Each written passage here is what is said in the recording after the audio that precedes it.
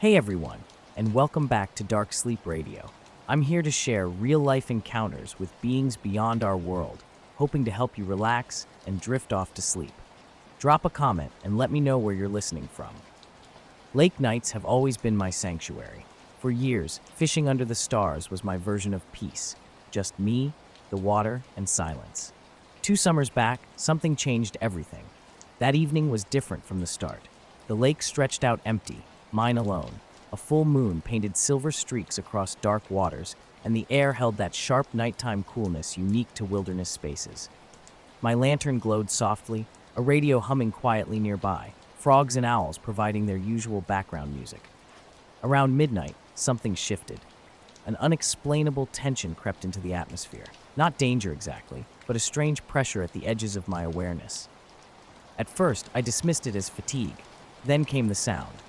Not a boat motor, not any recognizable noise, just a low, constant hum that seemed to vibrate through water and air simultaneously. It didn't seem to originate from any specific direction. It simply existed, surrounding me. Fog began rolling in, thick tendrils creeping from shoreline shadows. Moonlight still illuminated my immediate surroundings, but something felt off. As I scanned the water, tiny lights appeared, round and floating, defying explanation. They weren't reflections, they weren't natural. The hum intensified, growing more persistent, more insistent. And then, everything changed. I was out fishing when I first noticed them. At first, I thought they might be other fishermen's lights, or maybe I was just seeing things. But as I stared harder, I realized these weren't normal lights. They were hovering just above the water, moving in a perfect, deliberate circle around my boat. They weren't like fireflies or any insects I'd seen before. These lights moved with an unsettling precision, too steady and controlled. 3, then 4, then 5 orbs floated in a small arc around me, just above the water's surface. No sound, just a soft blue glow cutting through the mist. My heart raced. I tried to rationalize it, maybe some kind of bioluminescent algae, but deep down, I knew that wasn't right. These things were too intentional. When I tried to use my flashlight to get a better look, it failed completely. The beam wouldn't penetrate the fog, almost as if the light was being blocked. The orbs continued their silent, calculated movement. A cold shiver ran down my spine as I realized they weren't just floating, they were studying something. The way they rotated around me suggested they were mapping something far beyond my understanding. One orb dipped lower, close enough that I could feel the air shifting. There was a strange pressure, like the atmosphere was changing. In an instant, it darted back up, and the air felt thicker. A low hum grew louder, as if something deep beneath the water had awakened, something that had been there long before I arrived. I wasn't about to stick around and find out what these things were. My heart pounding, I started pulling in my fishing line, trying to act normal. My only thought was to get my gear in, turn the boat around, and leave. But the orbs were faster, more deliberate than I could have imagined. The lake was silent that night, broken only by the gentle lapping of water against my boat. Suddenly, they appeared, not ordinary lights, but something entirely different. They pulsed with an eerie rhythm, hovering like tiny, living probes. As they moved closer, surrounding me, the hairs on my neck stood up. Just beneath the water's surface, something massive was moving. Barely visible under the moonlight, a shadowy shape undulated and shifted. The orbs seemed to communicate with this unseen presence, darting toward the surface, circling, then retreating. They studied whatever lay beneath with an almost intelligent precision. Panic gripped me. Without thinking, I grabbed my paddle and started pushing the boat forward, hands aching. The orbs followed, their lights bobbing and shifting in a silent surveillance that felt endless. Then, as suddenly as they had appeared, they began to pull away. One by one, they drifted back into the fog, the humming fading until the night was quiet again. My boat felt lighter, but a deep unease settled over me. Something had been set in motion, something beyond my comprehension. I didn't look back, paddling urgently toward the shore, desperate to escape. The next day, I returned to the spot. Nothing. The water was calm, the air still, as if the entire encounter had been a hallucination. But I knew what I'd seen, what I'd felt. Those orbs weren't from this world. Now, every time I visit the lake, I can't shake the feeling that they're still out there, watching, waiting. I don't fish at night anymore, and I've never told anyone about that encounter. Some experiences are better left unshared. I've been haunted by this experience for years, even though I doubt anyone would believe me. It happened during my time in Antarctica, working on a climate research team. Our days were typically mundane, collecting ice core samples, measuring atmospheric gases, work that felt significant but rarely exciting. Everything changed when we discovered something buried deep in the ice. We were stationed at an isolated research base, 10 of us enduring 6 months of relentless cold and overwhelming silence. With snowcats, radar equipment, and drilling tools, we were prepared for scientific exploration. During a routine survey about 20 kilometers from our main station, our radar detected an unusual anomaly beneath the ice. Unlike typical voids or material layers, this formation was different, too symmetrical, too precise. Located approximately 300 meters deep, we initially planned to analyze it later. But curiosity overwhelmed our scientific caution. A team of 4, myself included, decided to investigate. 2 days of preparation and drilling followed. As we penetrated deeper, it became clear this wasn't a natural formation. The radar revealed sharp, unnatural angles that defied geological logic. On the 4th day, we broke through into a hollow space. What we found was unlike anything we'd ever encountered. The walls were unnaturally smooth, almost polished, with a strange metallic quality colder than the surrounding ice. The air was thin but breathable, and nothing explained its existence or structural integrity. Deeper inside, we discovered a structure resembling a small aircraft hangar.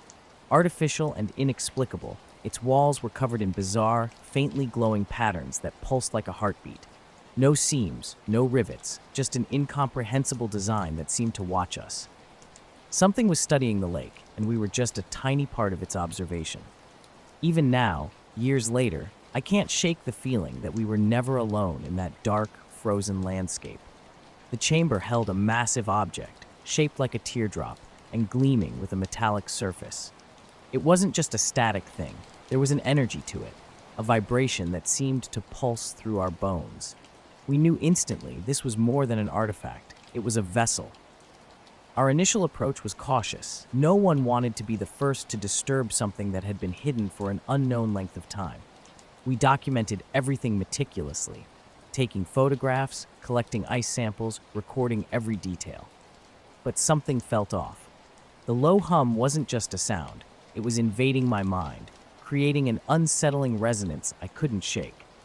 When we reported our findings, the research organization's leadership quickly responded. They sent instructions to investigate further, dispatching a team of engineers with specialized equipment within a week. That's when everything changed. The engineers brought a high-powered laser cutter to breach the vessel's hull. As soon as they started, the hum intensified dramatically. It transformed from a sound into a physical vibration that shook the entire chamber. Strange symbols on the walls began shifting and rearranging themselves, almost as if reacting to our actions. Suddenly, the vessel split open on its own. Inside were about a dozen pods arranged in a perfect circle, each filled with a clear liquid. Suspended within were beings unlike anything human, tall, with elongated limbs, smooth pale skin, and large dark eyes that seemed sharp and almost insect-like. They appeared preserved, not dead, but sleeping. The engineers continued their work, taking samples and analyzing the liquid, seemingly oblivious to the growing tension. The hum became deafening, and the air felt charged with an electric anticipation. On the 3rd day, everything changed. The beings awakened, and the team at the site radioed in with pure panic in their voices. The station had fallen silent after a strange event. Our communication with the beings suddenly cut out, leaving us with nothing but static. When we arrived at the site, the chamber was empty. The vessel remained, but the pods stood open, and both the beings and engineers had vanished without a trace.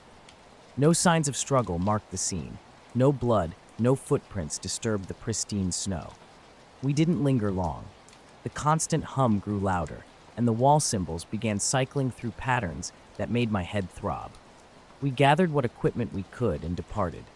In the weeks that followed, strange occurrences became our new reality. Unexplained lights danced across the sky. Shadows moved where no movement should have been possible. Our equipment failed constantly, and the local wildlife, seals and penguins simply disappeared. Some team members spoke of hearing whispers carried on the wind, though I never heard them myself. What haunted me more was the persistent feeling of being watched, an unsettling sensation that followed me even when I was completely alone. The organization eventually shut down the station, claiming logistical reasons. We all understood the unspoken truth. Whatever we had discovered was never meant to be found. I left Antarctica, unable to bear the fresh, raw memories. Even now, halfway across the world, I sometimes catch that faint, distant hum, waiting. My night shift had begun like any other. As a security guard at a small office complex on the town's edge, my job was routine, walking the property, monitoring CCTV cameras. The building was modest, 3 floors, a parking lot, a few storage sheds out back. Most nights passed uneventfully, filled with old magazines and tired eyes fixed on monitors. But that night was different.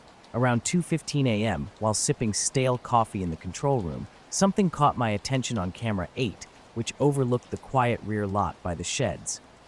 At first, I thought it was a technical glitch, a faint shimmer near one shed, like a heat wave or water ripple. The night was still, and on the security camera screen, something caught my eye. At first, it looked wrong, not quite human. The shape moved slowly, almost drifting, though there was no wind. Tall and narrow, it seemed to be constantly shifting, unable to settle into a single form. The shimmer pulsed faintly, almost like it was breathing. I switched camera modes, cycling through night vision, infrared, and ultraviolet. Night vision showed only a grainy image of the sheds, and infrared revealed nothing, as if the thing gave off no heat at all. But ultraviolet changed everything. Suddenly, it appeared, a figure unlike anything I'd ever seen. Tall and thin, with a body that looked almost liquid. Its skin, if you could call it that, shimmered with colors like oil on water. Where a face should be was just a smooth, reflective surface. Its arms were long and jointed at impossible angles, ending in ways that defied logic. The figure stood near the shed, slowly moving its head as if surveying the area. Then it crouched, pressing what seemed to be a hand against the ground. It remained motionless, seemingly studying something. I was frozen, unsure what to do. Calling the police seemed ridiculous. Who would believe me? My instincts screamed to stay put. I watched as it rose and began moving with an eerie grace, floating just above the ground. It approached the main building, pausing occasionally to touch random objects, a patch of grass, a parked car, the wall's surface. Switching between cameras, I tracked its progress. In normal light, it was barely visible, just a faint distortion in the air. Only ultraviolet revealed its full form. At the lobby's glass doors, it stopped. For a moment, it tilted its head as if listening. Then, impossibly, it passed directly through the glass, as if the solid surface meant nothing. My heart raced, sweat beating on my forehead as I watched in disbelief. I switched to the lobby camera and saw it standing in the middle of the room. Its body rippled and shifted like water under sunlight. The thing moved toward the reception desk, crouching to touch the floor. Then it turned its head toward the camera. I swear it saw me. I don't know how, but it knew I was watching. The smooth, faceless head tilted slightly, and for a moment, the shimmering stopped. It was completely still, like a statue. Then it moved again, faster this time, heading toward the elevators. I panicked.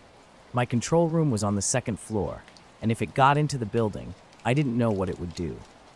I locked the door and grabbed my flashlight, not that I thought it would help. I just needed to feel like I had something. I watched as it floated into the elevator and pressed a button, or at least it looked like it did. The screen showed the elevator going up. It was coming to my floor. The camera outside the control room showed the hallway. I could see the elevator doors open, and the figure stepped out, its body shimmering like a living mirage. It moved slowly down the hall, long arms brushing against the walls. It stopped outside the door to the control room. I held my breath, clutching the flashlight like a weapon. The thing just stood there, motionless. Then slowly, it raised a hand and pressed it against the door. There was no sound, but I could feel the air change, like the pressure in the room shifted. After a moment, it lowered its hand and turned away. I watched on the monitor as it floated back down the hall, into the elevator, and out of the building. It didn't stop until it reached the edge of the property, then disappeared into the night. I sat there for hours, too scared to move. When the sun finally came up, I replayed the footage, hoping it would look less terrifying in daylight. But the ultraviolet images were the same, clear as day. I showed the video to my supervisor the next morning, but when we pulled up the files, the ultraviolet feed was gone. Only the normal footage remained, showing nothing but empty hallways and a quiet parking lot. My supervisor told me to take a few days off, said I looked tired. I don't work there anymore. I quit a week later. I couldn't shake the feeling that it wasn't the last time I'd see that thing. Sometimes, late at night, I catch a shimmer out of the corner of my eye, just for a second. I don't know if it's my imagination or if it's still watching. All I know is I'm never going back to that building. I was flying patrol over the northern plains that night, the sky above us packed with stars. It was the kind of night pilots dream about: clear air, no turbulence, and a horizon that seemed to stretch forever. Our mission was simple: routine surveillance. Nothing ever happened on these runs, and I didn't expect this night to be any different. We were air cruising at 30,000 feet, spread out in a loose V formation. The quiet was broken only by engine hums and occasional radio chatter. I remember checking my instruments, everything normal. Then something started. At first, it seemed like interference, a low hum bleeding into my headset, faint, like poorly tuned communications. But then the sound shifted. It wasn't random anymore. There was a pattern, a rhythm, a melody, but not like anything I'd heard before. "Tower, this is Echo 1, I radioed. "I'm picking up a strange signal. Any weather anomalies?" The response was just static, completely drowned out. "You're cutting out," Ramirez called from my left. Morales confirmed from the right, signals breaking up. Then the sound changed. It became clearer, deeper, layers of impossible instruments, voices that weren't voices, weaving together into something too perfect to be natural. It filled my headset, pushing everything else aside. I could still hear my teammates, but distantly, as if behind a wall. This wasn't just sound, it was something else entirely. It pulled at me, tugging at memories, feelings I couldn't name. An overwhelming urge to follow consumed me. "Do you hear that?" I asked, my voice trembling. "Yeah, I hear it," Ramirez replied after a moment. "What is that?" Morales cut in, his voice tight. "Is it music?" None of us could explain it, but we all felt it. The melody seemed to come from everywhere and nowhere, as if the air itself was singing. It vibrated in our bones. Then I saw it, a glimmer ahead and below us, like moonlight on water, faint but moving, shimmering in the darkness. "There's something out there," I said, leaning forward. 9 o'clock. Do you see it?" "Got it," Ramirez replied. "What the hell is that?" We turned slightly, breaking formation, drawn toward the inexplicable shimmer. The glimmer grew brighter as we drew near, more defined with each passing moment. This wasn't a reflection. It was a craft that defied everything I knew about flight. Smooth and organic, without a single sharp edge, it had a faint silvery glow that seemed to pulse in rhythm with an otherworldly music. Morales voiced his unease. "We should report back," he said, but the radio was useless. Ramirez pointed out we couldn't call it in. I tried to stay calm, urging the team to spread out as we approached. The craft responded, turning toward us with a surface that rippled and reflected starlight in a way that blurred its boundaries with the sky. The music intensified, wrapping around us like a tangible force. Suddenly, my jet began to slow. Not by my doing, but by some external control. The controls felt heavy, like flying through thick syrup. "Controls are heavy," Ramirez confirmed. Morales' shaking voice echoed the same experience. Gracefully, the craft began to ascend, almost beckoning us to follow. An inexplicable compulsion took hold. It wasn't that the music forced me, but the thought of turning away became impossible. Our jets struggled against an invisible resistance as we climbed higher, past 40,000, then 50,000 feet. Stars seemed brighter, closer. My oxygen gauge flickered, revealing the thinning air. "We can't keep this up," Morales warned. "We're going to stall out." The music softened, almost pleading. The craft hovered, and we circled cautiously.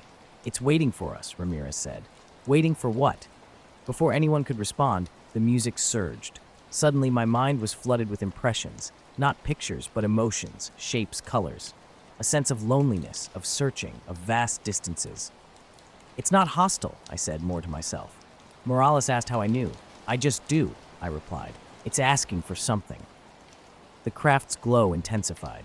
Another wave of images swept through my consciousness. Earth from above, storms rolling across oceans, cities lighting up the night, then darkness and silence. A warning, a plea, something needed to be done. We need to respond, Ramirez insisted. Morales asked how. We had no answer, but the urgency was clear. I reached for the manual beacon override, a small device we used in emergencies to send out a distress signal. I activated it, broadcasting an unencrypted pulse. It was primitive, but it was all I could think to do. The craft reacted immediately. Its glow brightened, and the music swelled, almost joyful. It began to ascend again, faster this time, pulling away from us. Within seconds, it was gone, disappearing into the stars.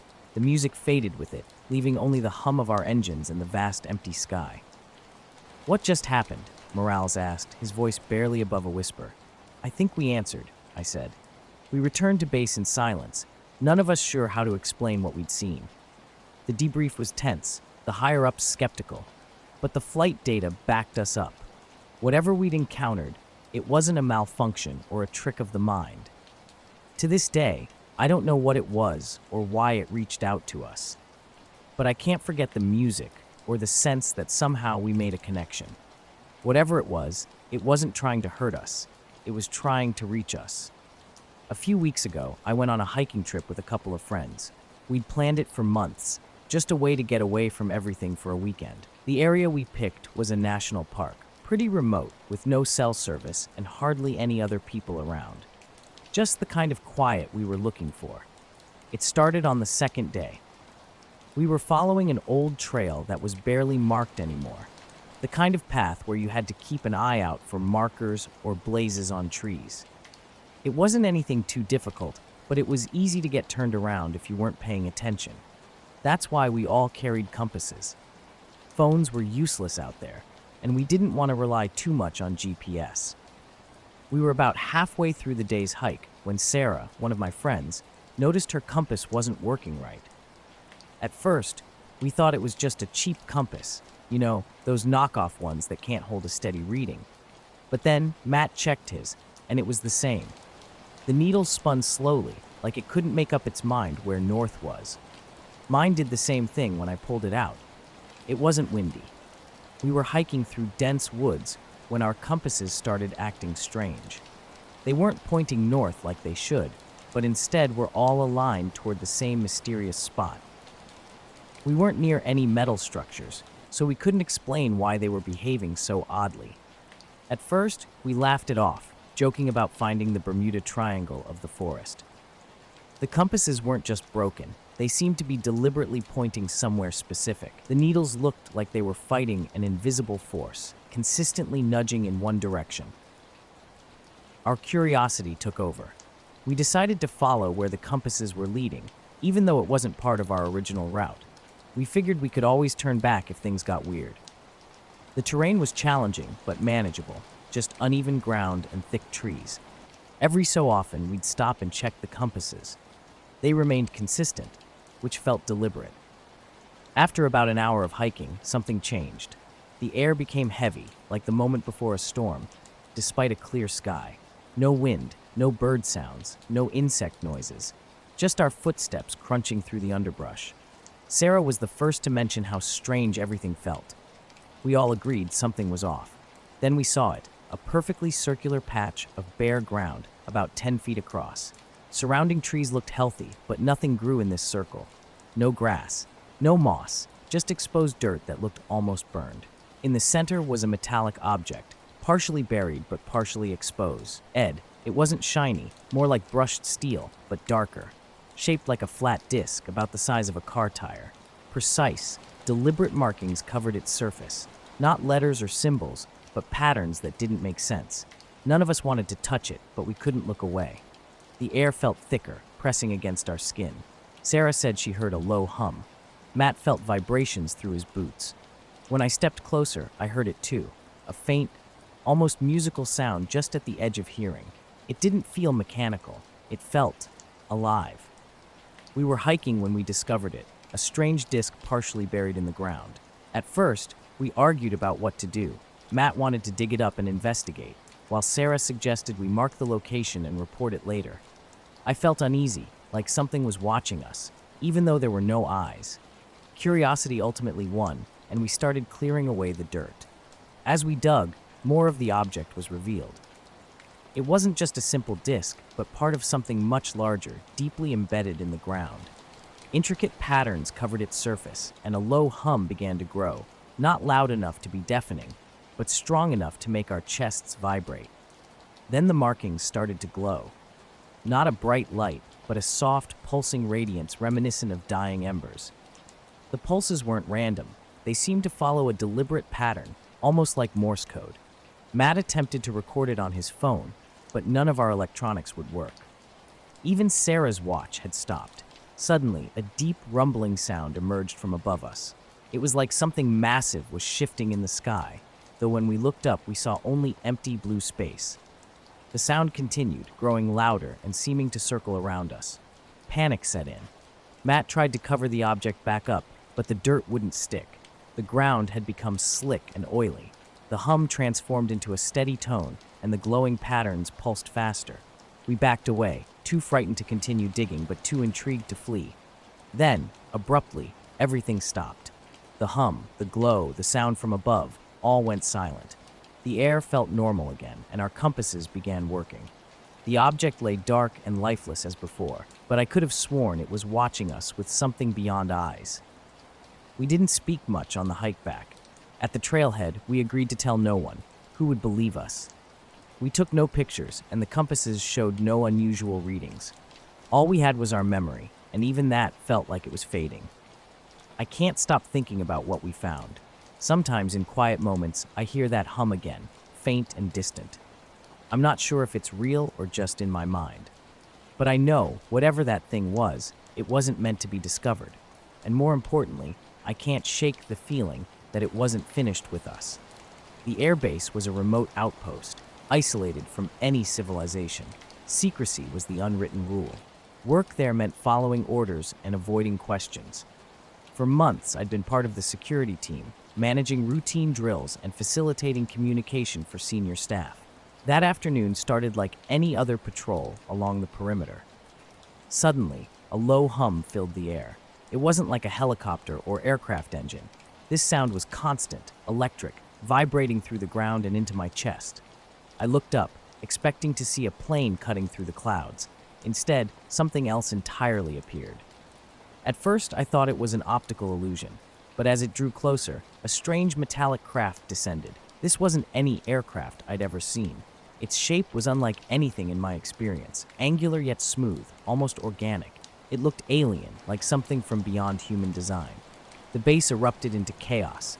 Sirens blared and officers rushed to their positions.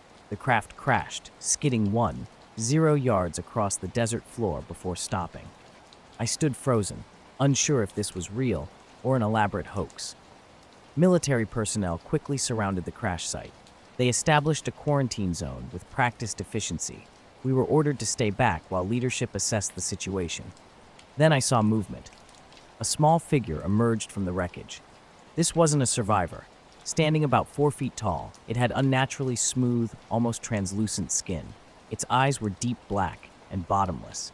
Thin limbs moved with an unsettling, gliding motion that defied natural movement. In that moment, everything I thought I knew about reality shifted. I stood frozen, unable to move.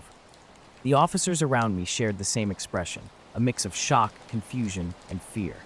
The creature, if that's what it was, didn't seem hostile. It didn't charge or make threatening moves. Instead, when it saw us, it simply stopped and tilted its head, studying us as if we were the strange ones. Orders came quickly. We were to detain it, though no one knew exactly what that meant. Higher-ups shouted commands into their radios, and soon men in hazmat suits moved in. They kept their distance, using unfamiliar equipment, long, thin rods emitting a strange light and energy field, attempting to corral the being without getting too close. The creature didn't resist. It remained calm, watching as they restrained it. In that moment, I realized how out of our depth we were. This was beyond any operation I'd ever been part of. As the being was placed in a containment unit, we were ordered to maintain security for the next several hours. Only senior officers were allowed near the crash site, and they seemed to know exactly what to do. I wasn't privy to the details, and it was clear no one would speak openly about what had happened. The airbase transformed into a hub of intense activity. A dozen high-ranking officers from various agencies arrived. Some I recognized, others I didn't. Everyone was on edge. The creature remained in a secure room, and our primary job was to prevent anyone from getting close. Hours passed, and strange reports began to circulate.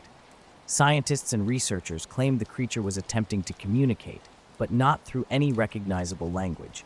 It seemed to be sending signals, thoughts, and emotions rather than words. Some officers suspected psychological warfare, while others believed it was genuinely trying to reach out, perhaps asking for help. I was eventually called into a meeting with the commanding officer, Colonel Morgan. He looked like a man who had seen too much. His face told a story of experiences beyond ordinary comprehension.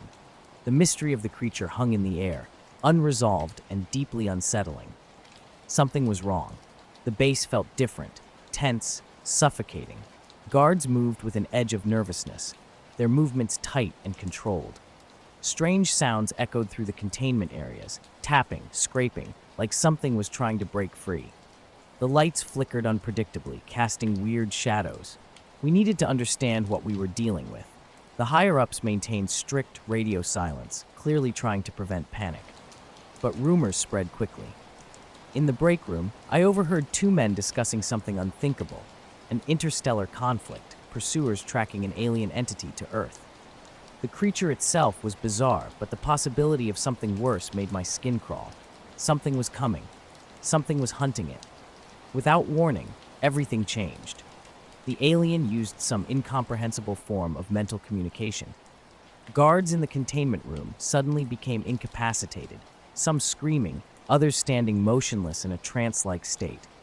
In the blink of an eye, it escaped. The response was immediate. Helicopters filled the sky. Search parties deployed across the base. The order was clear and brutal. Find the alien, dead or alive. No exceptions. The gravity of the situation hung over everyone like a heavy cloud. By the time the search ended, silence had returned. The creature was gone. Some claimed it left voluntarily. Others whispered it had been taken back. No one knew the truth. No one could confirm anything. After the incident, everything went back to normal. Silence blanketed the base, and those involved were quietly moved or removed. I was left with endless questions, constantly wondering about the paths not taken. What if we had made different choices? What if we had listened to the creature or offered help when it asked? Instead, we buried everything under thick layers of secrecy. On sleepless nights, I find myself pondering what we might have lost by hiding the truth. My journey into this strange world began innocently enough. I started posting videos like countless others, outfit updates, food trend attempts, simple life snippets. Fame was never my goal. I was just bored and looking for something to do. Then came the video that changed everything. I almost didn't post it, just a casual recording about a peculiar dream. In this dream, I stood in a massive blue glowing room, surrounded by tall, thin figures watching me. They seemed to be waiting, but I felt no fear. When I woke up, the details were already slipping away, yet the feelings remained vivid. I recorded a quick video, thinking it might mildly interest some people, but the response was anything but mild. By the next morning, the video had over 1 million views. I kept refreshing, convinced it was a technical error, but the numbers kept climbing. The comments flooded in. People claimed similar experiences, the same blue room, the same mysterious figures. They said my description resonated deeply, though they couldn't explain why. My follower count exploded overnight. 10,000, 50,000, 100,000. Within a week, I had 1 million followers. Brands started offering sponsorships. My inbox overflowed with messages from people who felt an inexplicable connection. They said I had spoken directly to their souls. It felt surreal. I tried convincing myself it was just algorithmic luck, but something deeper was happening. The dreams continued, growing more intense and vivid with each passing night. Something fundamental had shifted, and I knew my life would never be the same. The strange figures haunted my dreams. Tall, with elongated limbs and smooth, featureless faces, their skin shimmered like liquid metal. No words passed between us, but their thoughts pressed into my mind. They wanted something from me, though I couldn't grasp what. My follower count began to climb with each dream. Every time I woke up, I'd check my phone to find thousands more watching. My videos trended constantly, even the most mundane clips. A 30-second video of me brushing my hair would rack up millions of views. People called me relatable, authentic, saying they felt connected to me in a way different from other influencers. But I felt only confusion. Then came the messages. At first, just weird comments. "They're watching," or "You're the bridge." I dismissed them as some internet joke. But soon, emails started arriving. No subject lines, no sender names, just blocks of incomprehensible text. "The connection is stabilized. Do not resist. You are the prototype. The others will follow. The message must be delivered." I deleted them repeatedly, but they always found a way through. One night, a faint hum woke me. It wasn't loud, but it made my skin crawl. Everything looked normal. My phone glowed on the nightstand with a new notification. An email, but different this time.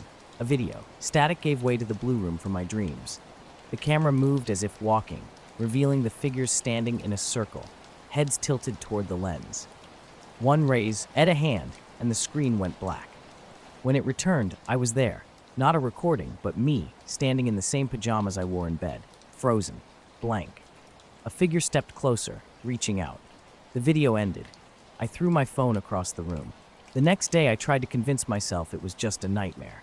But when I opened my app, a new video sat on my account, one I hadn't posted. Same video from the email The Blue Room. The figures misstanding among the tall already had 10 million views. I panicked it tried to delete it, but the app wouldn't let me every time I refreshed them. The views climbed higher. The comments were full of people saying they'd had dreams about the room that they'd seen. The figures too, some of them said they'd seen. That was when I realized this wasn't just about me. I didn't know what to do. I thought about quitting, deleting my account, disappearing completely, but it didn't feel like that would stop anything, whatever. Happening, it was bigger than the dreams kept coming, but they were different. Now the figures weren't just watching. They were showing mething cities covered in light, strange machines that moved like they were alive. Stars I didn't recognize. I felt their thoughts more clearly, like they were trying to teach me something. They called it the bridge, and I was the key. I don't remember how I finally got out one night. The dreams stopped. The figures were gone and the blue room faded away. My follower count leveled off, and the strange comments disappeared. It was like Hey decided I wasn't useful anymore. I still don't know what they wanted. Maybe they were testing me, or maybe I failed their test. All I know is they're still out there watching, waiting for someone else to become their bridge. I've stopped posting. I don't even use social media anymore. Sometimes I wonder if they're still keeping an eye on me, but try not to think about it. The blue room is gone, and I'm just glad. I got out of lot. I sell roasted chestnuts on a busy street corner in the city. It's not glamorous work, but it pays the bills. My cart sits at the intersection of two crowded streets where office workers rush past, parents wrangle their kids, and tourists snap pictures of everything. I like the noise and movement. It makes the day go faster. Most people don't stick around long. Just grab a paper bag of chestnuts, maybe smile, maybe nod, and keep going. But some nights, the crowd thins out and things get strange. It started about 3 weeks ago. A man approached the cart, tall and thin, wearing a dark coat. He didn't say anything, just stood there staring at me. His face was pale and his eyes were strange, too wide, too shiny. I thought maybe he didn't speak English, so I smiled and held up a bag of chestnuts. "One bag?" I asked. He didn't respond, just tilted his head slightly. Like he was studying myth, and he reached into his coat, pulled out exact change, and placed it on the counter. I handed him the chestnuts, and he walked away without a word. At first, I didn't think much of it. Plenty of people are quiet, especially in the city. But then the next night, he came back, same thing. Now words, no expression, just exact change. That same intense stare wasn't just time. Either 2 nights later, a woman showed up. She looked a lot like the man, tall, pale, with that same strange shine in her eye. She didn't speak, just stared at me like I was a puzzle she was trying to solve. She paid with exact change and left without eating the chestnuts. That's when I started to notice something weird. These customers didn't move like other people. Their steps were too smooth, like they were gliding instead of walking. And their faces, they didn't have any of little twitches or movements that make people look alive. They were too still, like mannequins. By the end of the week, there were more of them, not every night, but often enough that I noticed they always came alone, always silent, always with exact change. None of them ate the chestnuts, at least not Izawa started to feel uneasy, but I couldn't explain why they didn't do anything wrong. They just stood there staring the nun night. Something happened that I couldn't ignore. It was a slow evening with barely anyone around. One of the Kwaitons, a man in a gray scarf, came up to the cart. They reached into his pocket for change, but before he pulled it out, I had this strange feeling in my head. It's hard to describe. It was like a pressure, like someone was pushing on my thoughts, trying to dig through them. It froze my hand, hovering over the chestnuts. The pressure got stronger, and suddenly I wasn't just thinking my own thoughts anymore. I was thinking his thoughts too, or maybe he was thinking mine. I couldn't tell. There weren't words exactly, just impressions, questions, curiosity. I felt like he was looking at my memories, flipping through them like pages in a book. It tried to speak, but my mouth wouldn't work. My mind felt like it was split open, and all my private thoughts were spilling out. I thought about my sister, who I hadn't called in weeks. It got about the time I accidentally shortchanged a customer and felt too embarrassed to fix it. It thought about the scare in my hand from when I burned it on the cart stove. The pressure vanished as quickly as it came, and the man took his chestnuts and left without a word. That night, sleep eluded me. My mind replayed every detail, trying to understand. Something about his stare was different. He knew me in a way that felt impossible, unnatural. These weren't ordinary people. Over the next few nights, I watched them closely. They moved like ghosts, never speaking, never staying put, never acknowledging each other. But every time one approached my cart, that strange mental pressure returned. Softer now, but still present, like someone skimming the surface of my thoughts. One night, I decided to test them. I focused on an old cartoon's theme song, humming it silently while handing over chestnuts. The figure tilted its head slightly. Had it heard me? They were reading my thoughts. No words needed. They already knew what I would say. The realization terrified me. What else had they seen? What did they know? Paranoia consumed me. I tried blocking my thoughts, keeping my mind blank, but that only made things worse. The more I resisted, the more I felt they were guiding my mind. Then came the night. Everything changed. A tall, pale woman approached. Something inside me snapped. I slammed my hand down. "What do you want from me?" She didn't react. Our eyes met, and that pressure returned, stronger than ever, then vanishing just as quickly. She placed exact change on the counter and walked away, leaving the chestnuts untouched. I was ready to quit. Shaking, I packed up my cart, but curiosity burned inside me. Who were they? What were they doing? Why me? The next night, I confronted them. When a man in a black coat approached, I grabbed his wrist. It was ice cold. "Why are you here?" I demanded. "What are you looking for?" No words came. But I felt the answer, not in language, but as a pure sensation of curiosity. I've been hiking alone for years. It's my thing, really. The quiet of the woods, the solitude of a long trek far from the noise of city life, nothing beats it. That's what made me take the trip to the park that day. It wasn't my first time there, and I was looking forward to a long, peaceful walk along the river trail. But something felt different about that day. The weather had been strange that morning, and there was an unusual stillness in the air. I didn't think much of it at first. It wasn't until I was well into my hike, just past the old trail markers, that the feeling started to settle in. It wasn't just the air, it was the whole place. The trees seemed quieter than usual, and even the river seemed to be running slower, almost as if the forest itself was holding its breath. After walking for a few hours, I reached a part of the trail I hadn't seen before.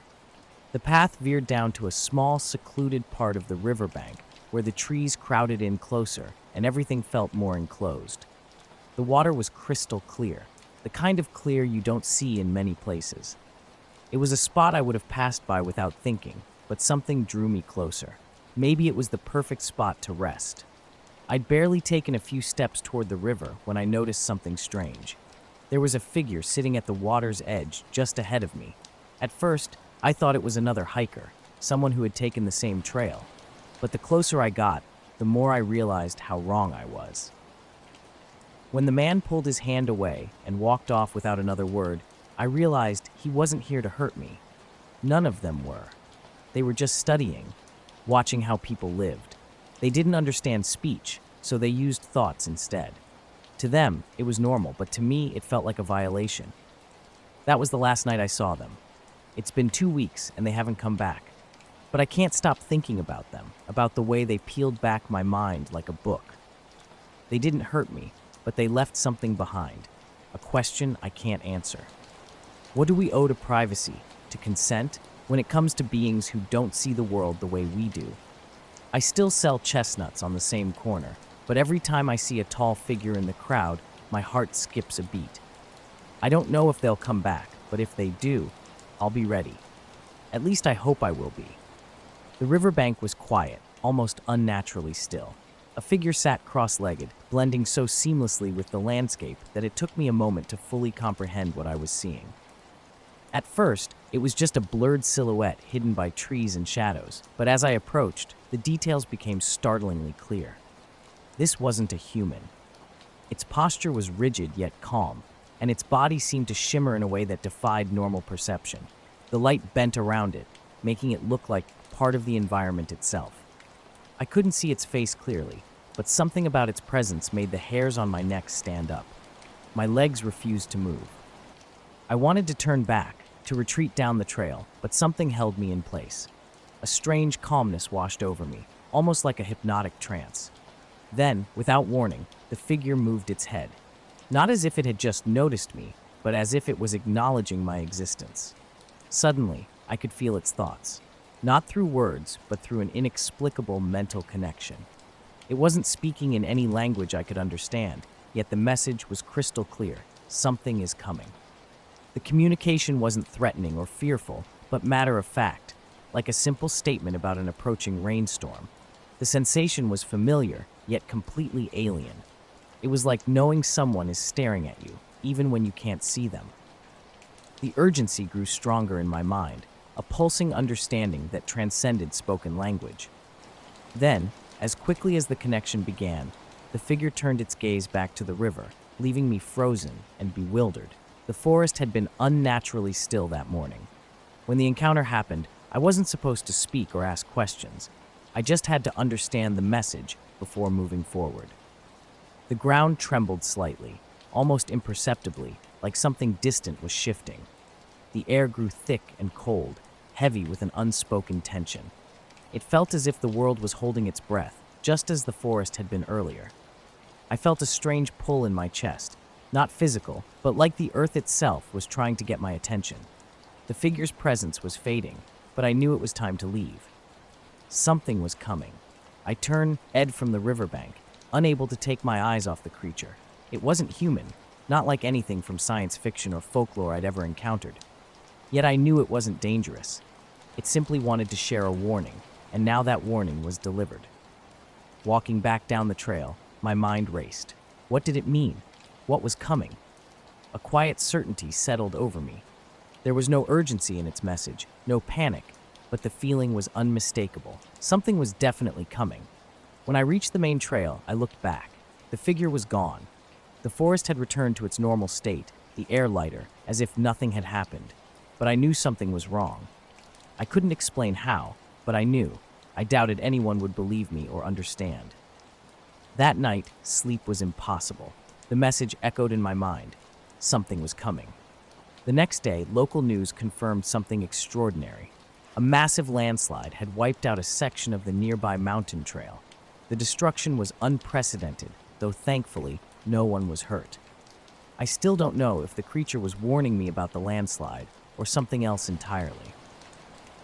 The meaning remains a mystery. I've been meaning to write this down for a while, putting it off, mostly because I didn't want anyone to think I was crazy. But maybe getting it out will help me make sense of everything, or at least clear my head. A year ago, I was diagnosed with cancer. Honestly, it wasn't even that surprising. I'd been feeling off for a while, and when I finally went to the doctor, I guess I was kind of expecting bad news. But what they told me was worse than I could have imagined. Stage 4. Too advanced. They said I had maybe 6 months at best. A year if I was lucky. They didn't sugarcoat it. It wasn't a fight anymore. It was just waiting. The chemotherapy didn't help. It just drained me. I lost weight, couldn't keep anything down.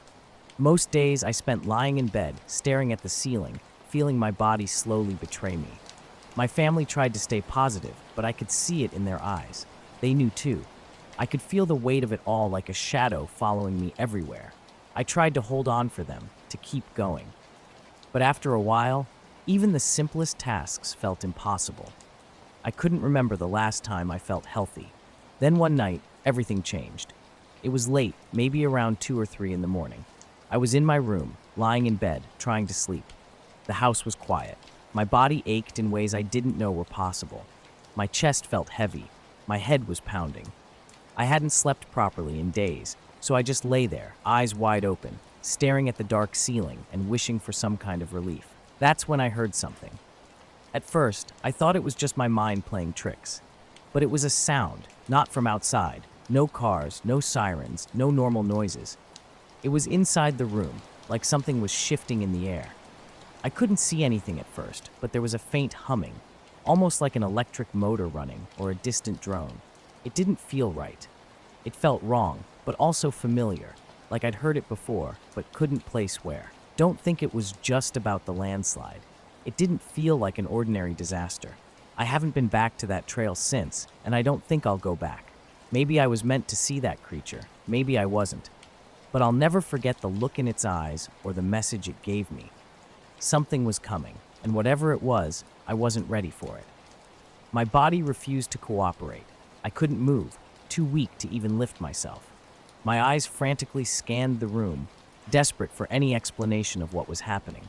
That's when I saw it. Standing at the foot of my bed was something completely inhuman. Over 7 feet tall, its form wasn't solid like a person. Instead, it shifted like smoke or liquid, never settling into a definite shape. No eyes were visible, yet I could feel its intense gaze piercing through me. An overwhelming presence filled the room.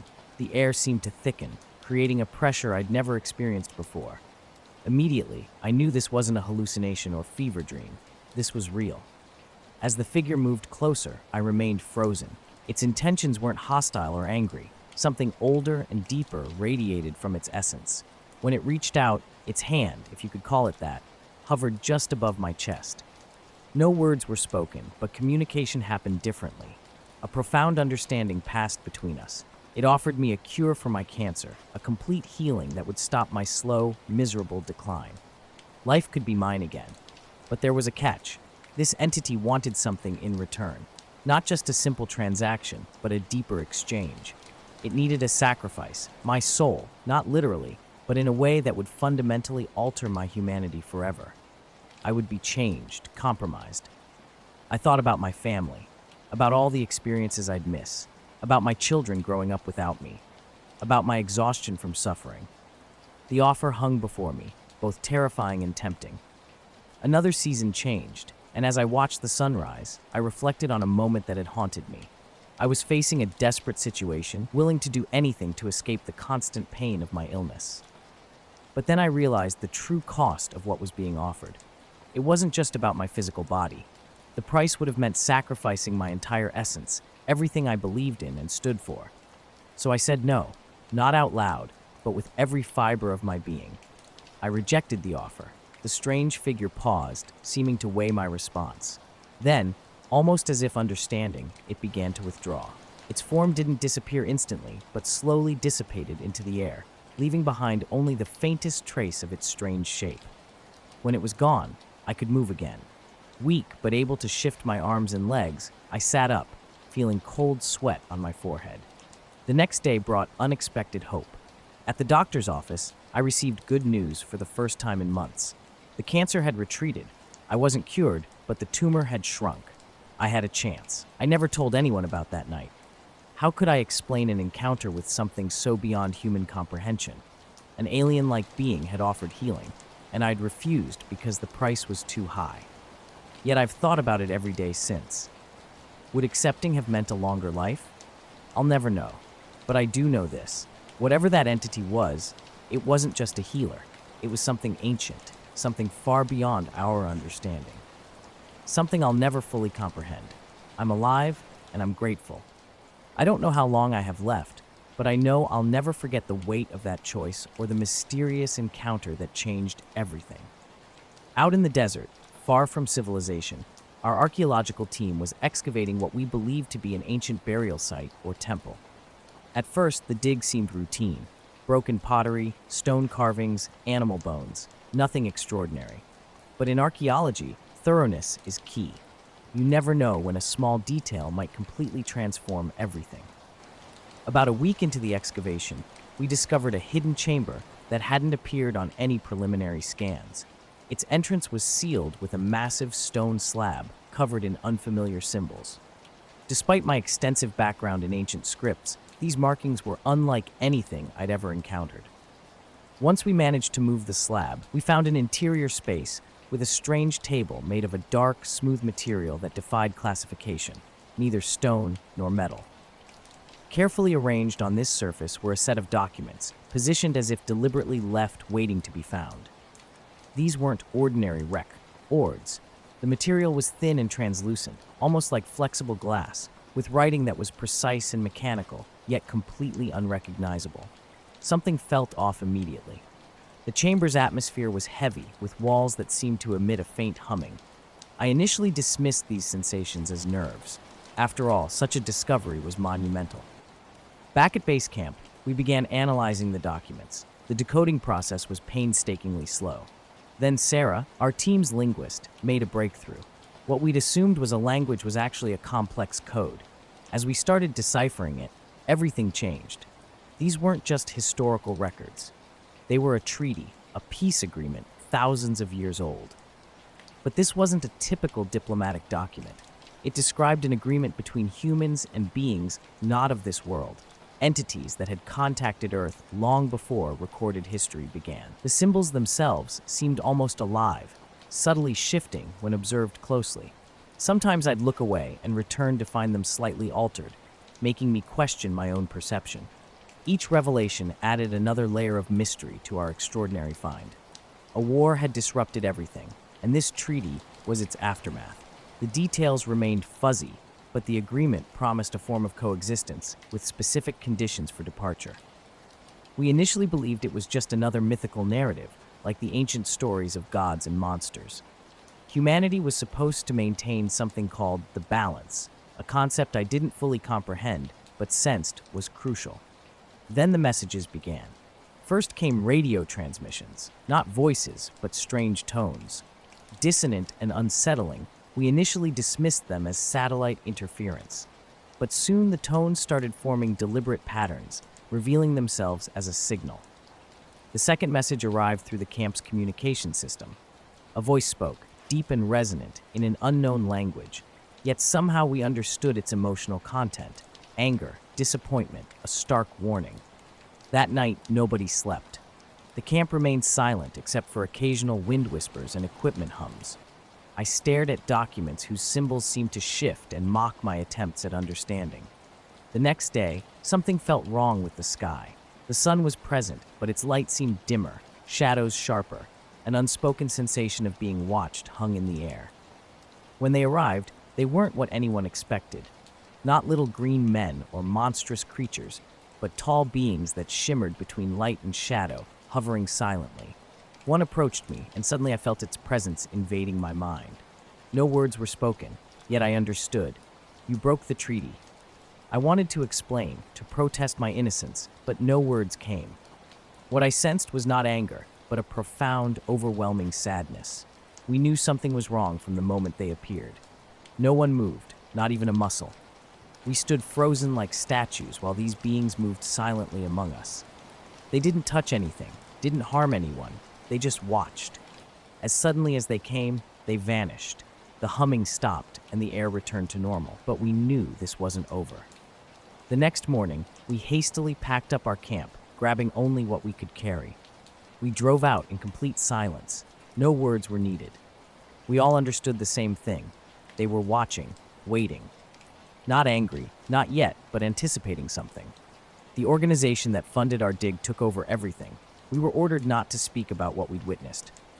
I don't know if anyone will believe me, but I had to write this down. Maybe it's a warning, maybe just a record. But I'm certain of one thing. They're still out there, and they haven't forgotten. I'm a single mom with a 7-year-old son named Luke. Life has always been a struggle, but I've managed. Working extra shifts at the diner, taking care of Luke, keeping everything together. It wasn't easy, but we had each other, and that was enough. Then everything changed 3 months ago. It was an ordinary night. I was sitting in the living room, reading after a long shift, while Luke slept. The house was dark except for my lamp. Suddenly, I heard something outside, footsteps that seemed almost mechanical with a strange rhythm. The porch light flickered and something felt off. I can't explain why, but I knew this was different. Something was coming. I needed to remember, even if I wanted to forget. They were waiting, and I knew our lives would never be the same. The porch light flickered 3 times, an eerie signal before going dark. My heart raced as I walked to the window, scanning the empty street. Nothing moved except the wind rustling through the trees. I tried to dismiss it as an old house glitch or my imagination playing tricks. Returning to my book, a sudden presence interrupted my thoughts. The voice wasn't external or audible. It resonated directly in my mind. Calm and distant, yet intimately close, it spoke. "Do not be afraid." I froze, unable to move, yet strangely calm. The voice wasn't threatening. It felt purposeful. "We need your help," it continued. "You are the one we've chosen." Time seemed to suspend as the voice filled my consciousness. When it abruptly stopped, I snapped back to reality, turning on every light in the house. My brain struggled to process what had just happened. I checked on Luke, sleeping peacefully, and grabbed my phone, desperate to make sense of the experience. Was I losing my mind? I scanned the news for any explanation, new technology, psychological phenomena, but found nothing. The encounter felt too real to be stress or exhaustion. Strange occurrences followed in the next few days. Unseen eyes seemed to watch me. Unexplained footsteps and whispers echoed through the house. Something intangible had shifted. The atmosphere felt different, charged with an unseen energy.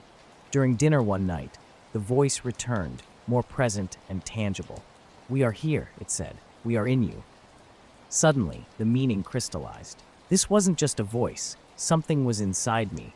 They hadn't chosen me randomly. There was purpose behind their selection.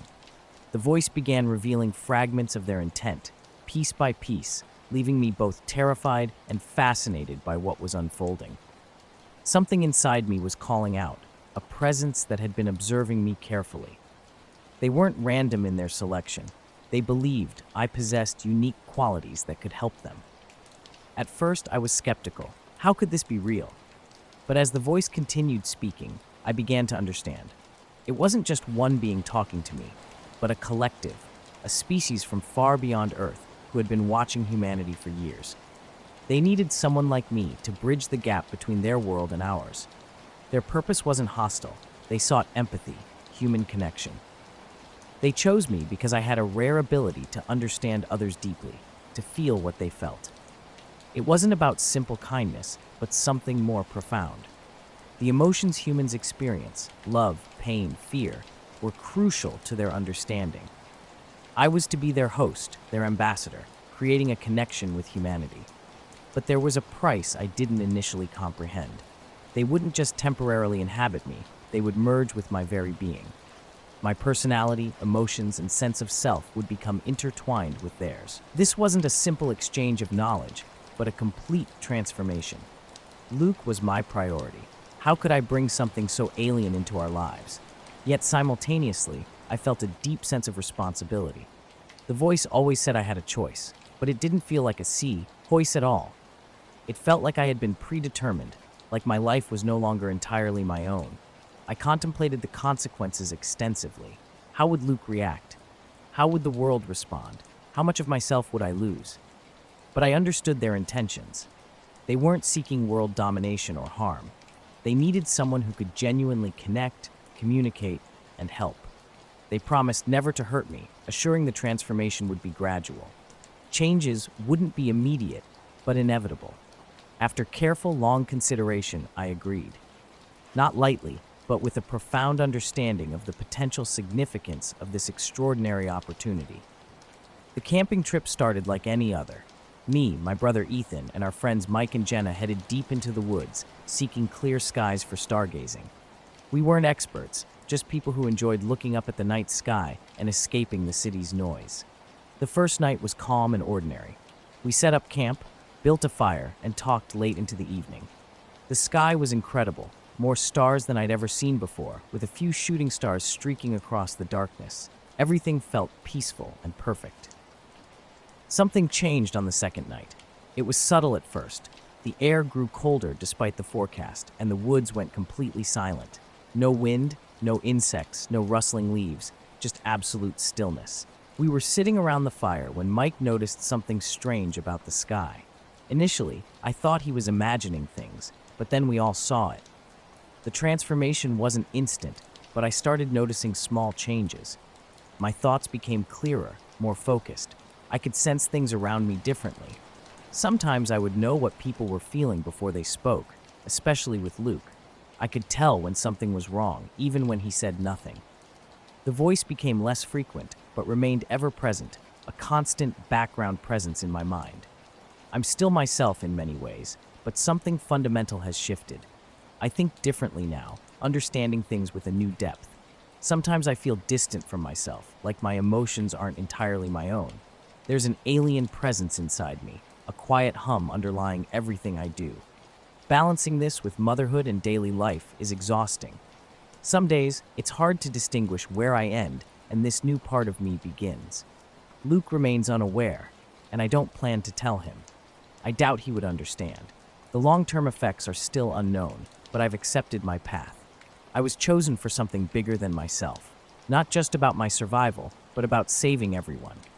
Despite the uncertainty, this purpose makes the journey bearable.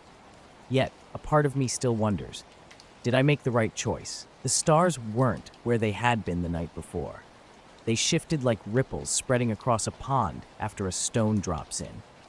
Something was wrong. Ethan tried to explain it away as an atmospheric phenomenon, but none of us believed him.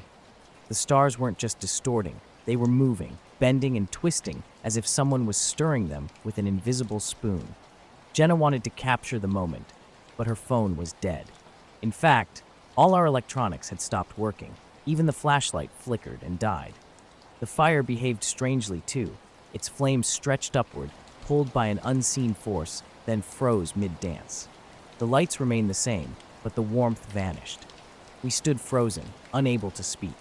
Then the ground began to vibrate. This wasn't like an earthquake. It was too rhythmic, more like a slow, steady heartbeat. We felt it through our shoes, but nothing around us moved. The trees stood perfectly still, the ground unchanged, yet that unnatural thrum continued. Jenna spoke first, saying she felt dizzy, as if the ground wasn't solid. Mike agreed, and I soon noticed it too. The forest seemed to have transformed into a picture of itself. Everything looked the same, but something fundamental had changed. It didn't feel real anymore. Suddenly, the sky split open.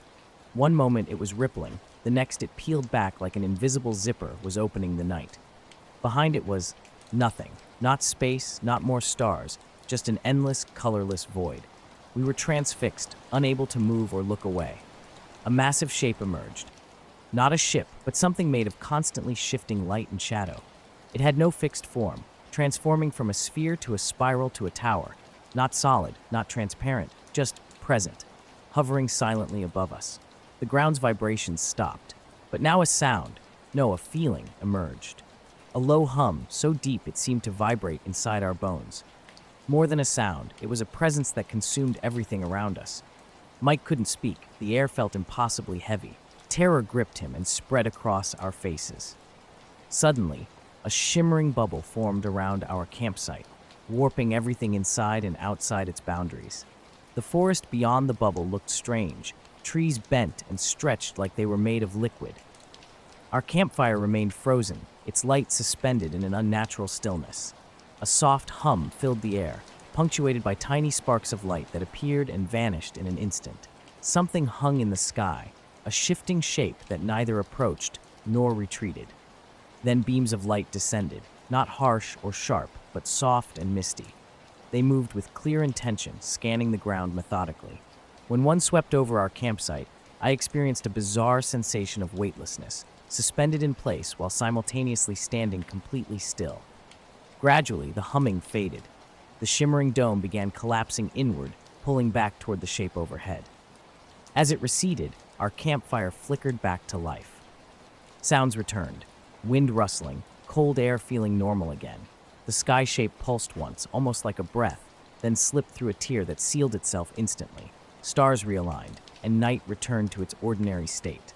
We sat in stunned silence, staring at the fire. When we finally spoke, our interpretations diverged wildly. Jenna suggested advanced technology. Mike proposed an unknown natural phenomenon. Ethan refused to discuss it at all. At first light, we packed up and left, none of us wanting to spend another moment in that place.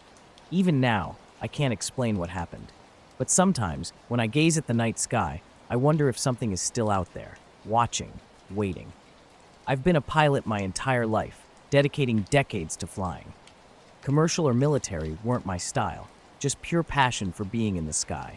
After years of countless flights, I decided it was time to retire. One final solo journey would be my farewell to the world I loved. The early morning was stunning. Soft golden sunlight bathed everything as I took off, feeling the familiar plane's vibration beneath me. For the first time in years, I felt completely at peace. The world seemed small from up high, and silence surrounded me. My radio was off, my focus entirely on the flight. Something changed unexpectedly. A strange sensation crept over me, a feeling of not being alone. Initially, I dismissed it as imagination. Then I saw it, a tiny dot in the distance, moving differently from any aircraft I'd encountered before. This wasn't a commercial or military plane, it was something else entirely. As it approached, I realized this object defied everything I knew about flight. Its movements were impossible, hovering where planes shouldn't hover, its size unlike anything in my decades of experience. I should have turned back. Every instinct suggested retreat, but I didn't. I remained frozen, watching it draw nearer. I've navigated through thunderstorms, managed PMENT failures, survived challenging conditions. But this moment felt fundamentally different. Something was profoundly wrong, and I knew it deep in my bones. Years of flying hadn't prepared me for what was coming. The craft was unlike anything I'd ever seen. It shimmered and glowed, almost like glass, suspended in the sky with an impossible stillness. No seams, no rivets, nothing that suggested it was constructed like any aircraft I knew. It made no engine noise, just a soft hum that seemed to blend with the surrounding air. I couldn't get closer. It was too high, and my altitude adjustment was too slow. I just floated there, watching, trying to comprehend this strange object hovering motionlessly. Time felt suspended, stretched out like an endless moment. Then I felt something. Not a sound, but a presence. Something was trying to communicate with me. The vibrations, the air, something in my mind. I couldn't explain it, but I knew it was reaching out. Suddenly, the craft shifted. For a split second, I thought it would crash into me. Instead, the air rippled, and the craft was right beside my plane, just a few hundred feet away. Surprisingly, I wasn't scared. A calm settled over me, telling me this wasn't a threat, but something significant. Images began to flood my mind, not words, but a rapid slideshow of strange landscapes, unfamiliar cities, and beings I'd never seen. At first, they made no sense, but as they continued, emotions emerged: fear, urgency, a sense of warning. Then a message filled my consciousness, not spoken, but unmistakably clear. You must share this. My heart raced as the understanding dawned on me. The warning echoed in my mind, haunting me long after the encounter. Days passed, and I kept silent, wrestling with the weight of what I'd witnessed. The sky above seemed to watch, waiting for my next move. Would anyone believe me if I spoke up? The risk felt enormous. What if sharing this information put everyone in danger? My mind raced back to that moment high above the earth. The craft had drifted silently into the distance, leaving me stunned and confused. Its message burned into my consciousness, demanding to be heard. I knew what it wanted, what it had shown me, but explaining seemed impossible. When I finally landed, the ground felt strange, too solid, too real after the surreal experience. The warning repeated endlessly in my thoughts. You must share this. But doubt gnawed at me. What if I was wrong? What if no one believed me at all? Every glance skyward now carried a new weight. Were they watching, waiting to see what I would do? The uncertainty consumed me. It wasn't the first strange experience that had disrupted my world. Before the flight, dreams had been plaguing me, vivid, unsettling encounters in a dark, empty concert hall. The dreams began with a violin. Not just any performance, but something otherworldly. Music would start spontaneously, notes climbing high and fast, almost speaking a language I couldn't understand. My fingers would move involuntarily, struggling to follow an impossible melody that seemed to mock my attempts.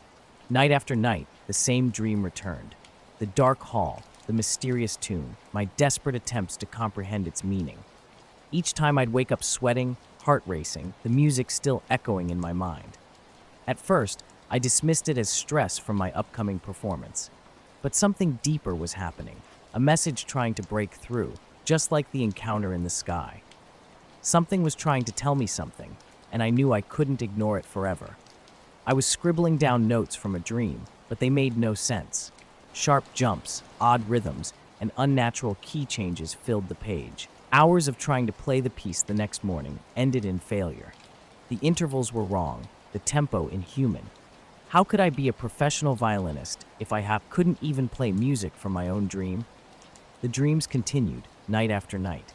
Each time, the music grew louder, more insistent. It wasn't just a melody anymore. Harmonies and layers of sound emerged, impossible combinations that somehow worked together. The experience was overwhelming. I'd wake up exhausted, my head throbbing like I'd been at a rock concert. One night, I fought sleep. I practiced scales, drank coffee, anything to stay alert. But around 3 a.m., my eyes betrayed me. This dream was different. A figure stood in the shadows, tall, thin, almost skeletal. Its skin gleamed like polished stone, pale and unnatural. Faintly blue eyes watched me, unmoving and silent. The music erupted, louder than ever. The figure raised its hand as if conducting. Suddenly, my bow arm moved independently, jerking across the strings painfully. I tried to stop, but my body wasn't mine anymore. The melody shifted, growing faster and more complex. I felt the strings cutting my fingers, the bow hairs fraying under impossible strain. Waking up, my hands shook so badly I could barely hold a glass. Fear consumed me. I avoided my violin for days, but the dreams persisted. The figure drew closer each time, blue eyes burning brighter. The music became deafening, its pain following me into my waking hours. Then everything changed. One night, the music continued after I woke up. Faint at first, like a distant sound, it grew clearer. The impossible tune echoed through my apartment. Heart racing, I followed the sound to my practice room.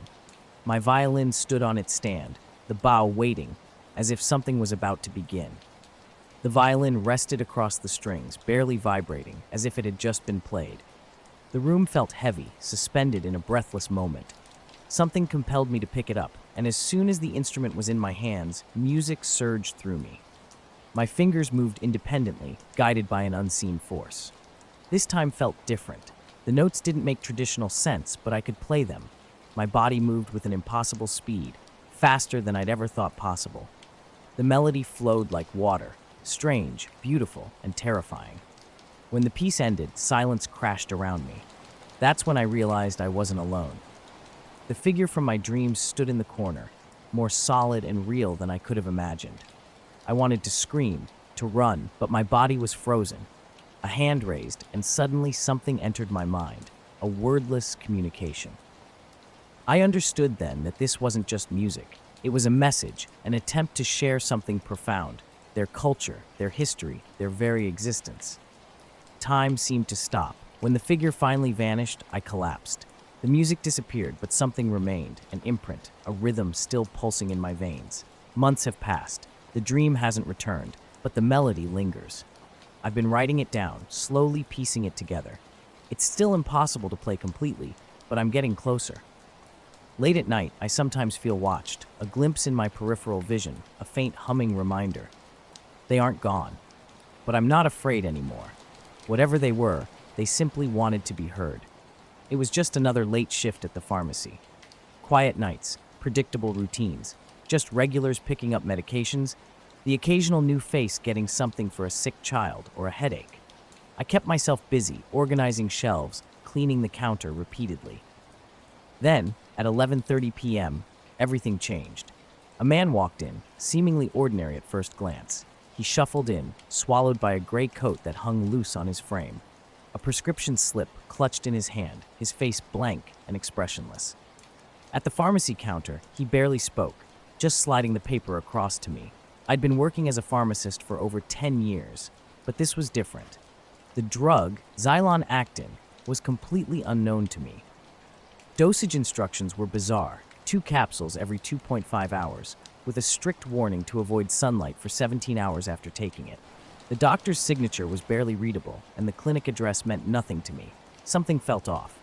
I told him we didn't carry the medication, and he nodded, almost expecting this response. "Can you order it?" he asked in a flat, emotionless tone.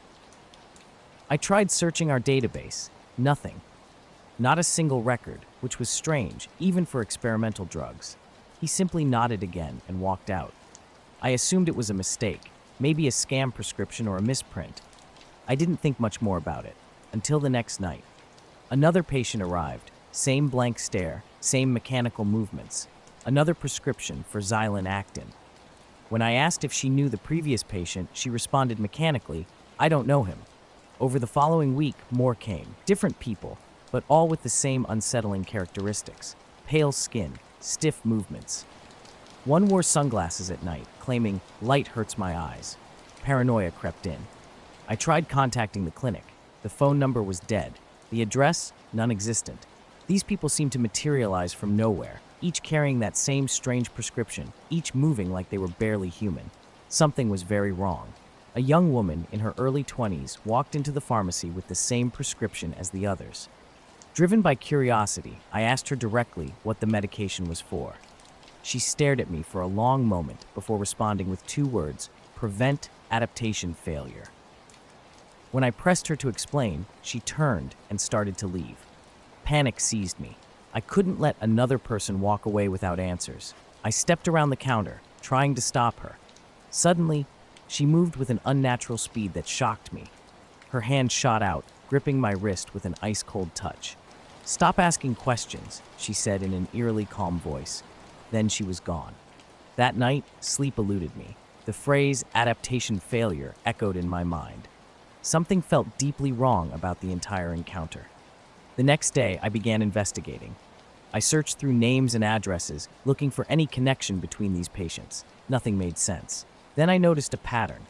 Every patient came from the same area, a few miles outside town, near an abandoned industrial park. Despite knowing it was risky, I decided to investigate. The location was a nightmare of rusted fences and broken windows, completely devoid of life. As evening fell, I parked and walked into the complex. At first, everything seemed ordinary, just empty buildings and overgrown weeds. But then I heard them, low, strange murmuring sounds coming from a warehouse. Creeping closer, I peered through a broken window. What I saw defied explanation. A group of people stood in a tight circle, making bizarre clicking and hissing sounds like insects. In the center, a large container glowed with an unnatural green light. Something about it made my skin crawl. For a split second, one of them turned, and I could have sworn their eyes glowed like an animal's in the dark. Terror took over. I ran to my car and sped home, my heart racing. The next week, I quit my job. I never returned to work and haven't seen any of those people since. But sometimes, in the quiet of the night, I hear sounds that bring me right back to that moment. The Cold War was a tense time, and I know that better than most. In 1962, I was part of a 4-man squadron flying reconnaissance missions out of Ramstein Air Base. Our job was to be the Air Force's eyes and ears, always watching for anything out of the ordinary. That night, the sky was clear and cold, with stars hanging so close they seemed almost touchable. We were on a routine patrol over West Germany, skirt in the edge of Soviet airspace. Everything was proceeding normally until we received a scrambled order to redirect east towards Sector 402. No explanation, just coordinates. But that wasn't unusual. We followed orders. As we adjusted course and climbed higher to avoid radar, something strange caught my attention. A blip on the radar that didn't move like any aircraft or bird. It would dart, stop, then dart again, always staying just beyond our precise tracking. I radioed the others. Captain Harris confirmed he saw something too, though we weren't sure what. 5 minutes later, I saw it with my own eyes. Off our starboard side, about a mile out, something was glowing faintly in the darkness. It wasn't a plane, that was immediately clear. Round like a flattened sphere, without traditional lights, just a soft, shifting glow that seemed almost alive. Before we could process what we were seeing, the object moved with impossible speed, closing the distance in an instant.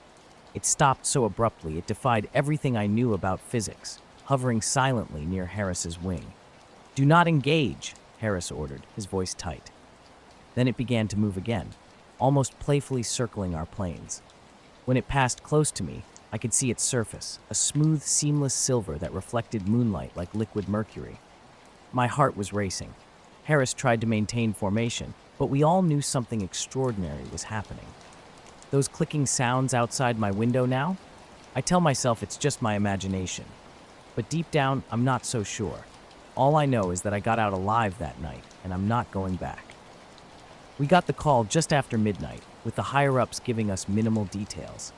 Just coordinates in a desolate desert and orders to secure the area. They used the term unidentified object, but their tone suggested something far beyond a routine incident. Our 5-man squadron was experienced enough to recognize when something felt off. The speed of our scramble and the emphasis on secrecy only heightened our suspicions. The ride out was silent. When we arrived, we tried communicating with the object by flashing our lights in a slow, steady pattern. No response. Instead, it shot straight up, vanishing into the night. We thought it was gone, but moments later, it returned, this time directly in front of us. "Break formation, scatter!" Harris barked. We split off, each plane diving and climbing in different directions. The object didn't chase just one of us. It pursued all of us, darting between aircraft faster than anything I'd ever witnessed. It seemed to be studying us. Suddenly, my instruments went haywire. The altimeter spun wildly, the radio filled with static, and the control stick felt sluggish, as if something was fighting against my control. I wasn't alone. Another pilot shouted that the object was interfering with their plane. My heart raced, certain we were about to crash. Then everything stopped. The object pulled back, hovering in the distance, appearing to have lost interest. "What now?" I asked, my voice trembling. "Stay put," Harris responded. "Let it make the next move." It did. The glow around the object intensified, followed by a bright flash that momentarily blinded me. When my vision cleared, it had vanished without a trace. We regrouped and returned to base in complete silence. Upon landing, we were immediately debriefed by unfamiliar men, definitely not Air Force. They seized our flight logs, confiscated our helmets, and instructed us to forget what we'd seen. "National security," one said. Harris protested, but futilely. The next day, we were reassigned to separate squadrons. The official report claimed we'd encountered an unregistered Soviet aircraft, but I know what I saw. That wasn't anything made on this planet. To this day, I can't look at the night sky without feeling watched. Whatever that object was, it wasn't human, and whoever covered it up clearly knew far more than they revealed. The desert stretched out flat under a black sky studded with stars, no moon in sight, just the faint glow of the Milky Way above. We rolled over uneven terrain, the engine's hum the only sound breaking the stillness. As we approached the coordinates, a strange light caught our attention. It wasn't natural. A soft, bluish-white glow hung steady over the horizon, casting long, faint shadows across the sand. Unlike fire or anything man-made, it didn't flicker or pulse. We stopped half a mile away and dismounted, approaching on foot. The air felt unnaturally cold and carried a metallic taste. The light grew brighter but wasn't blinding. Instead, it seemed almost inviting. None of us lowered our guard. Cresting the last dune, we saw something that stopped us in our tracks. A city. Small, but unmistakably a city. Buildings rose in strange angular patterns, their edges sharp and clean.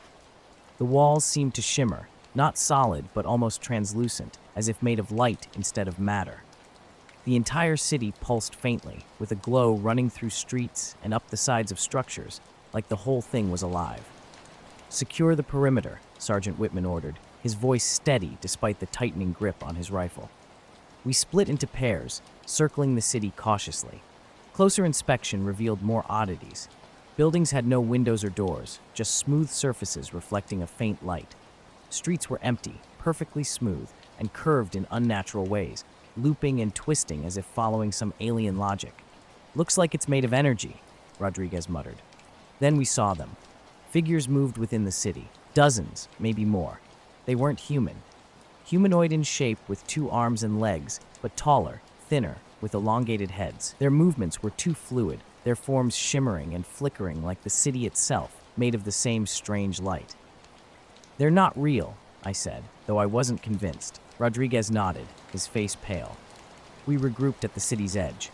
Whitman held our position while radioing for instructions. the mysterious light continuing to pulse around us. We were a tight unit, moving carefully through the city.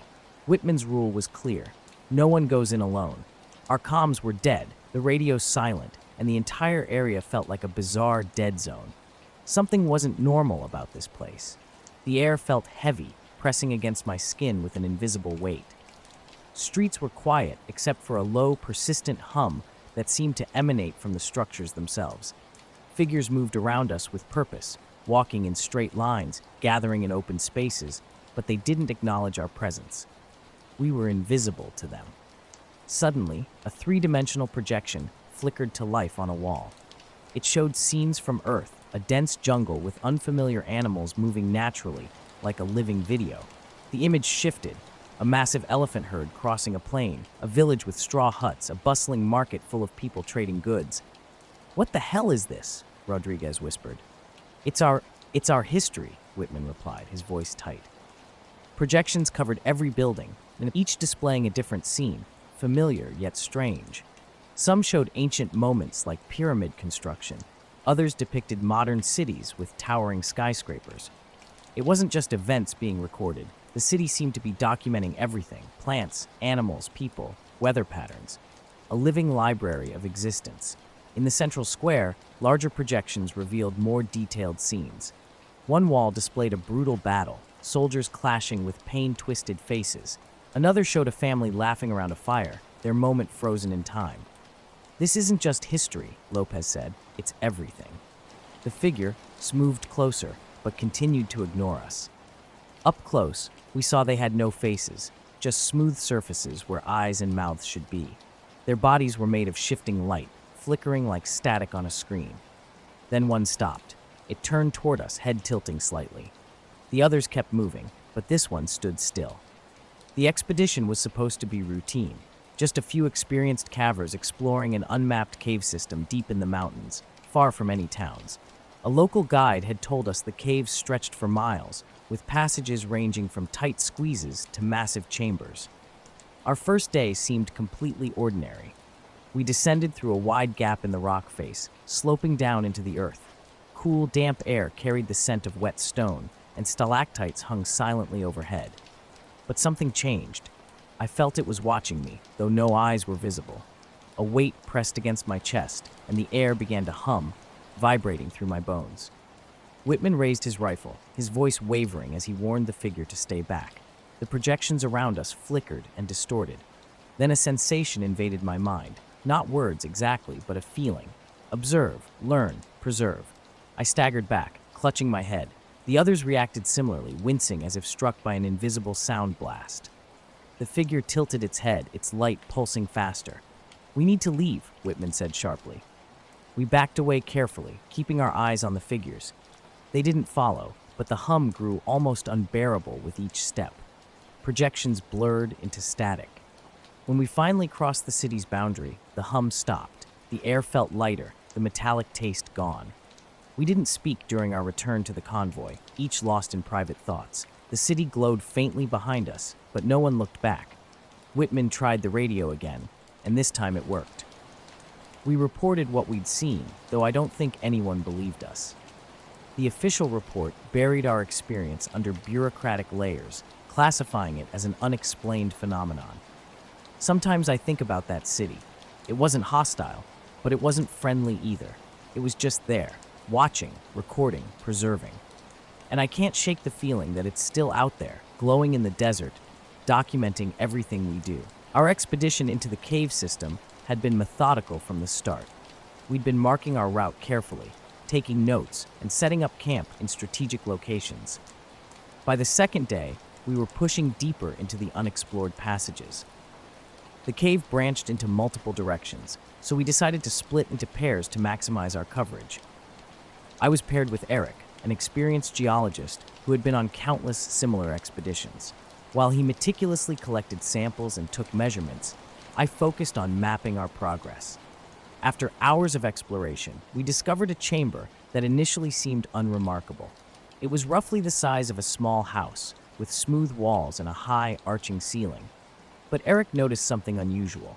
The walls weren't entirely natural.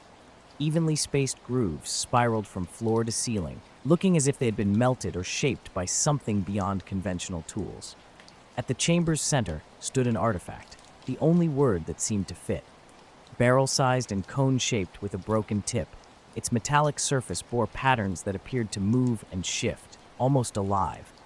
I first dismissed it as a trick of our headlamp light, but the movement was undeniable.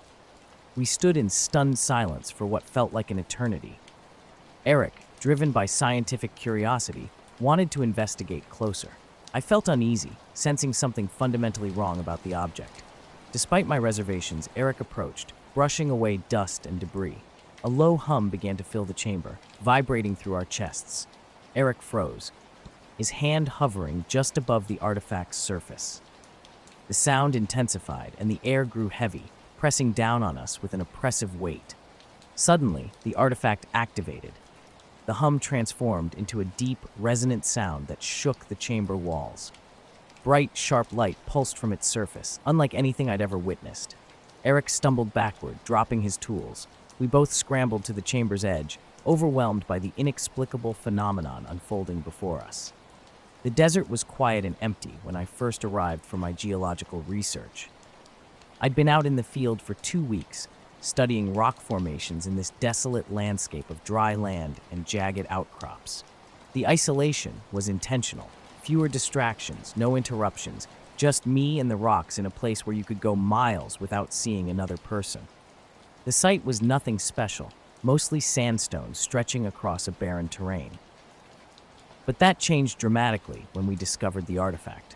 At first, it wasn't just noise, it was pure energy that vibrated through my bones, making coherent thought impossible.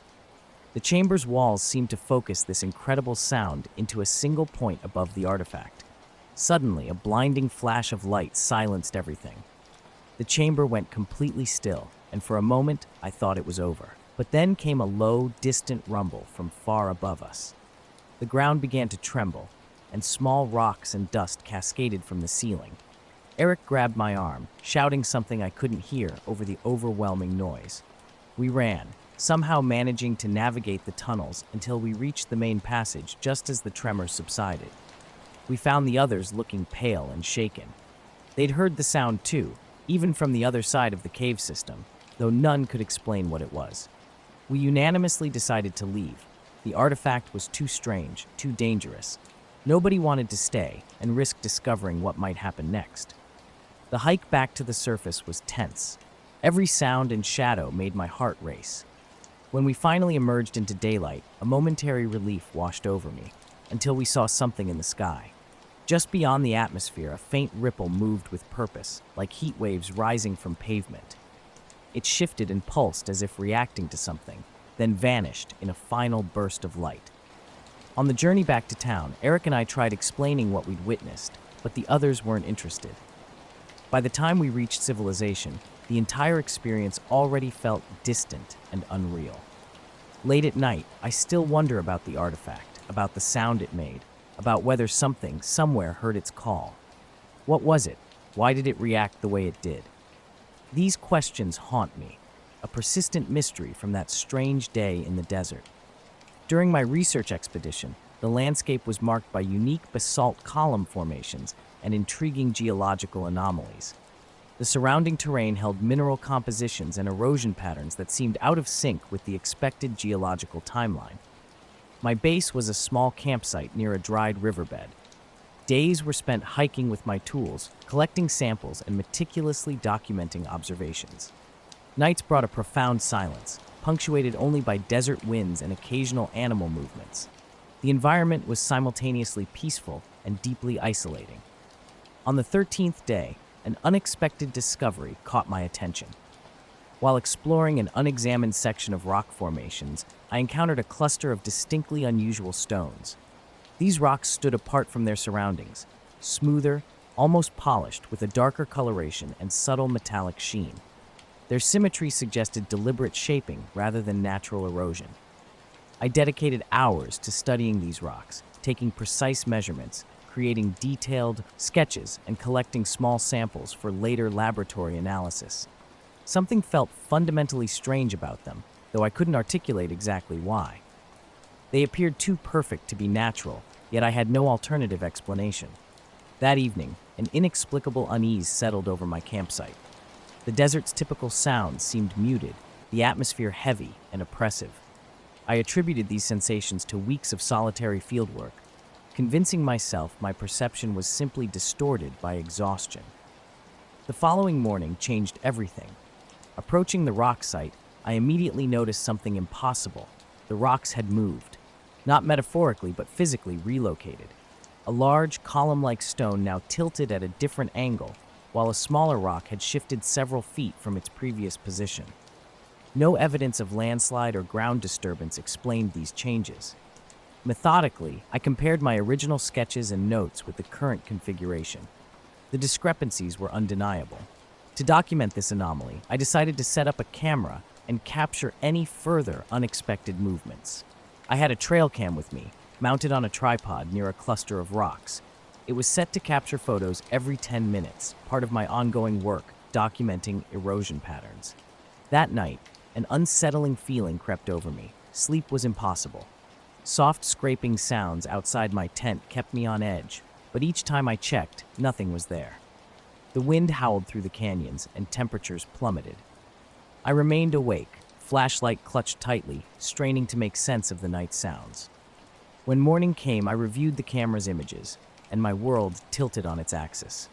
The rocks had moved. Not just a little, but dramatically. In the first frame, they sat in their original positions. The next showed them closer together, as if clustering. The final image revealed them arranged in a perfect circle. Impossible. Rocks don't move. They don't form patterns. Yet the evidence was right in front of me. Something compelled me to return to the site, despite every instinct screaming to flee. As I approached, a strange vibration filled the air, a low, barely perceptible hum. The ground felt warm, almost alive beneath my feet. Then I saw it. The tallest rock had changed. A faint glowing slit near its top wasn't a crack, but an eye, unblinking, alien, staring directly at me. The hum intensified, resonating in my chest.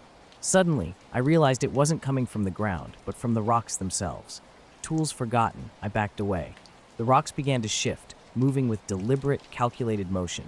Their movement seemed like communication, a language of clicks and tones, rhythmic and purposeful. I stood frozen, feeling like an insect under scrutiny. They didn't advance, but they didn't retreat. They simply observed. The sensation of being watched was overwhelming.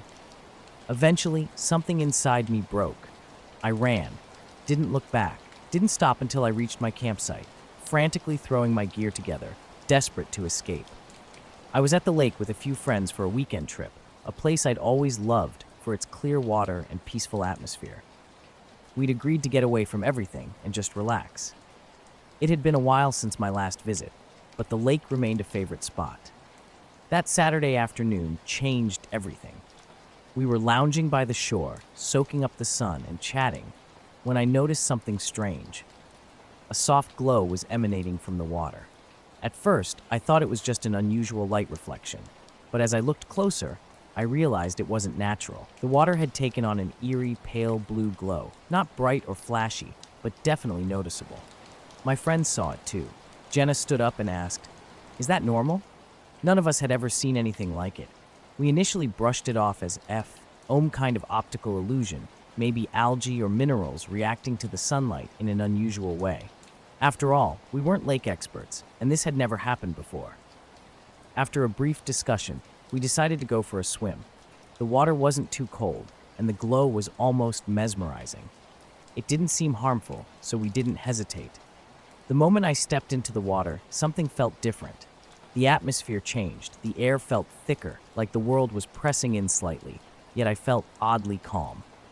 What happened next haunts me to this day. I can't explain it, and I've never told anyone the full story. I grabbed my truck and sped down the dirt road, miles away before I finally stopped to catch my breath. I tried to convince myself it was a hallucination or a trick of light, but deep down, I knew the truth. Those weren't rocks by the shore.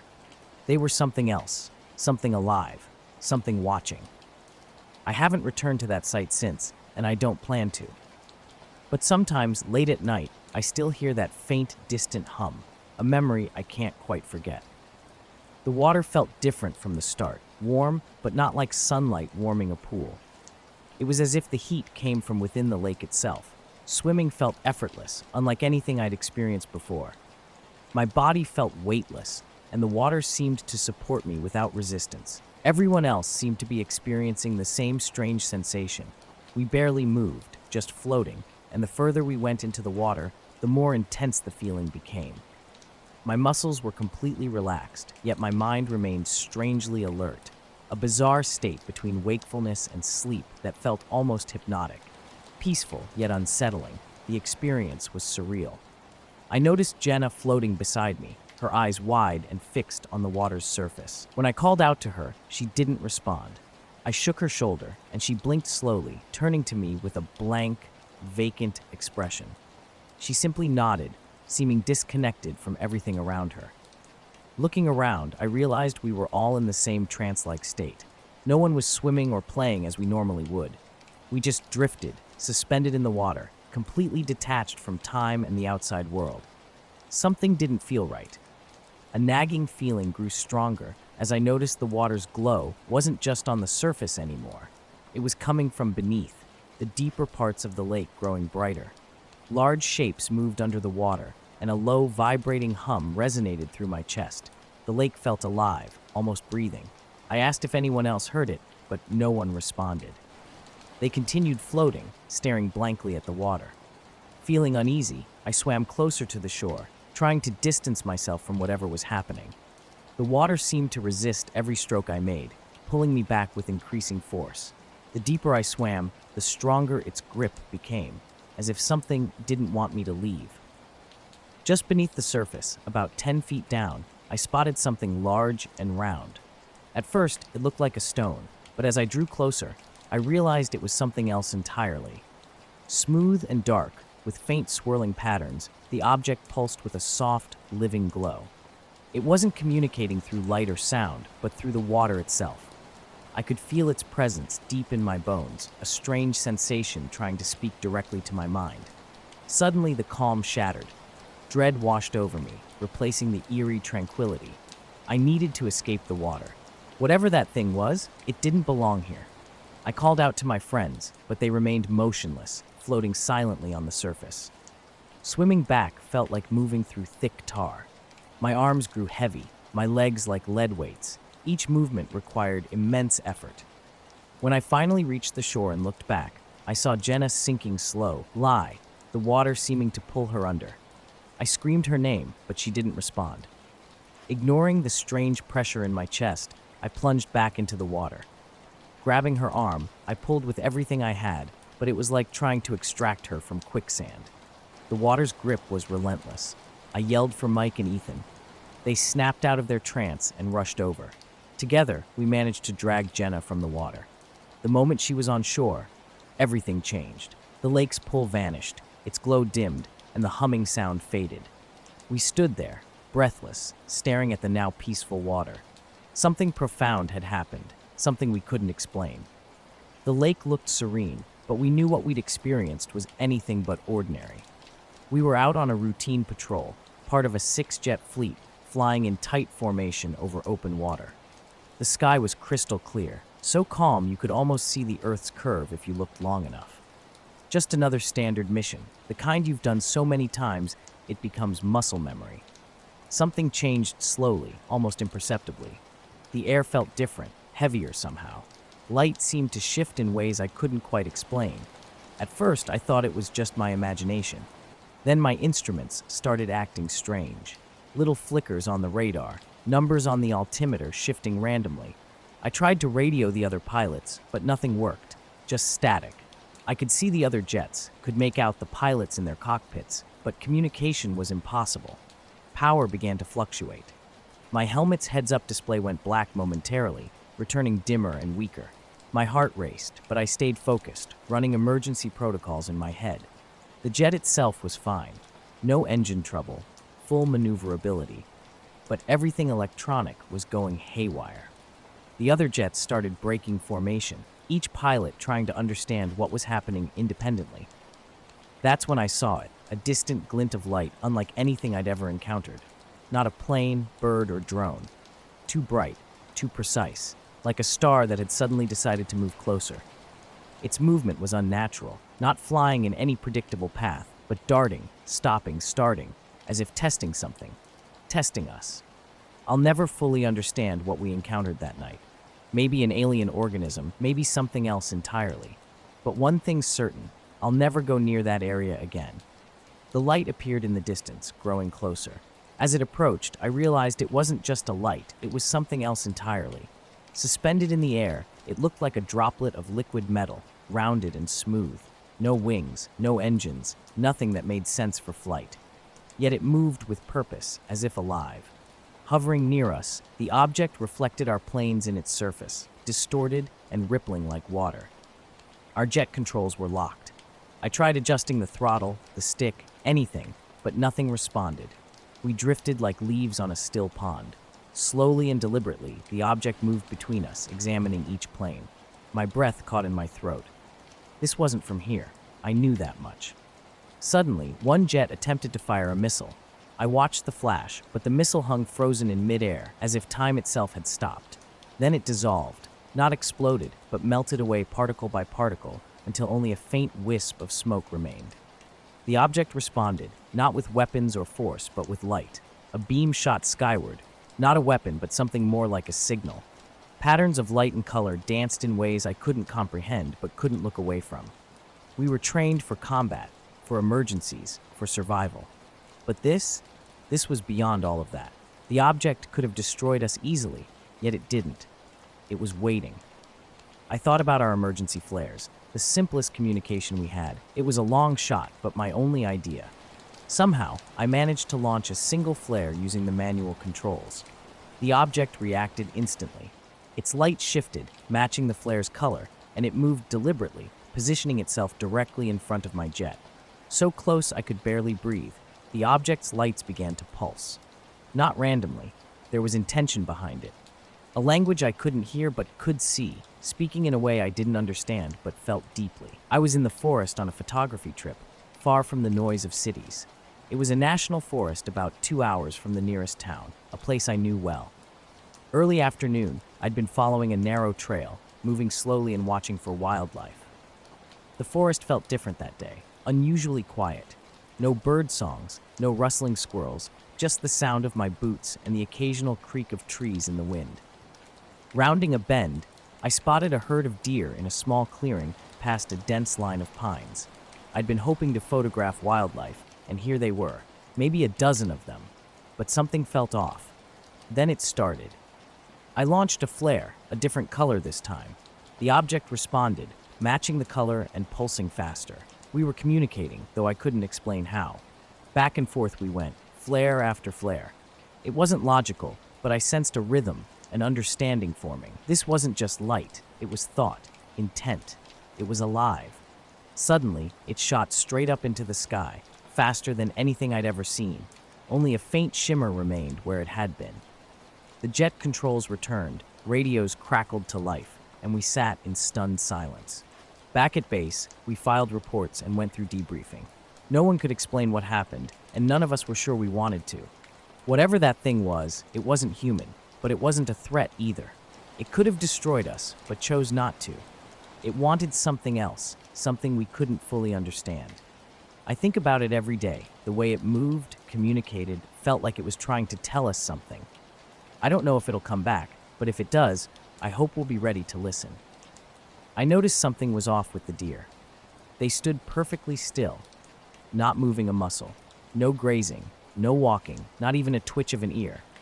All of them faced the same direction, like statues frozen in place. Crouching behind a bush, I pulled out my camera and zoomed in. Through the lens, their faces became clearer. Their eyes were wide, not just alert, but in a way that churned my stomach.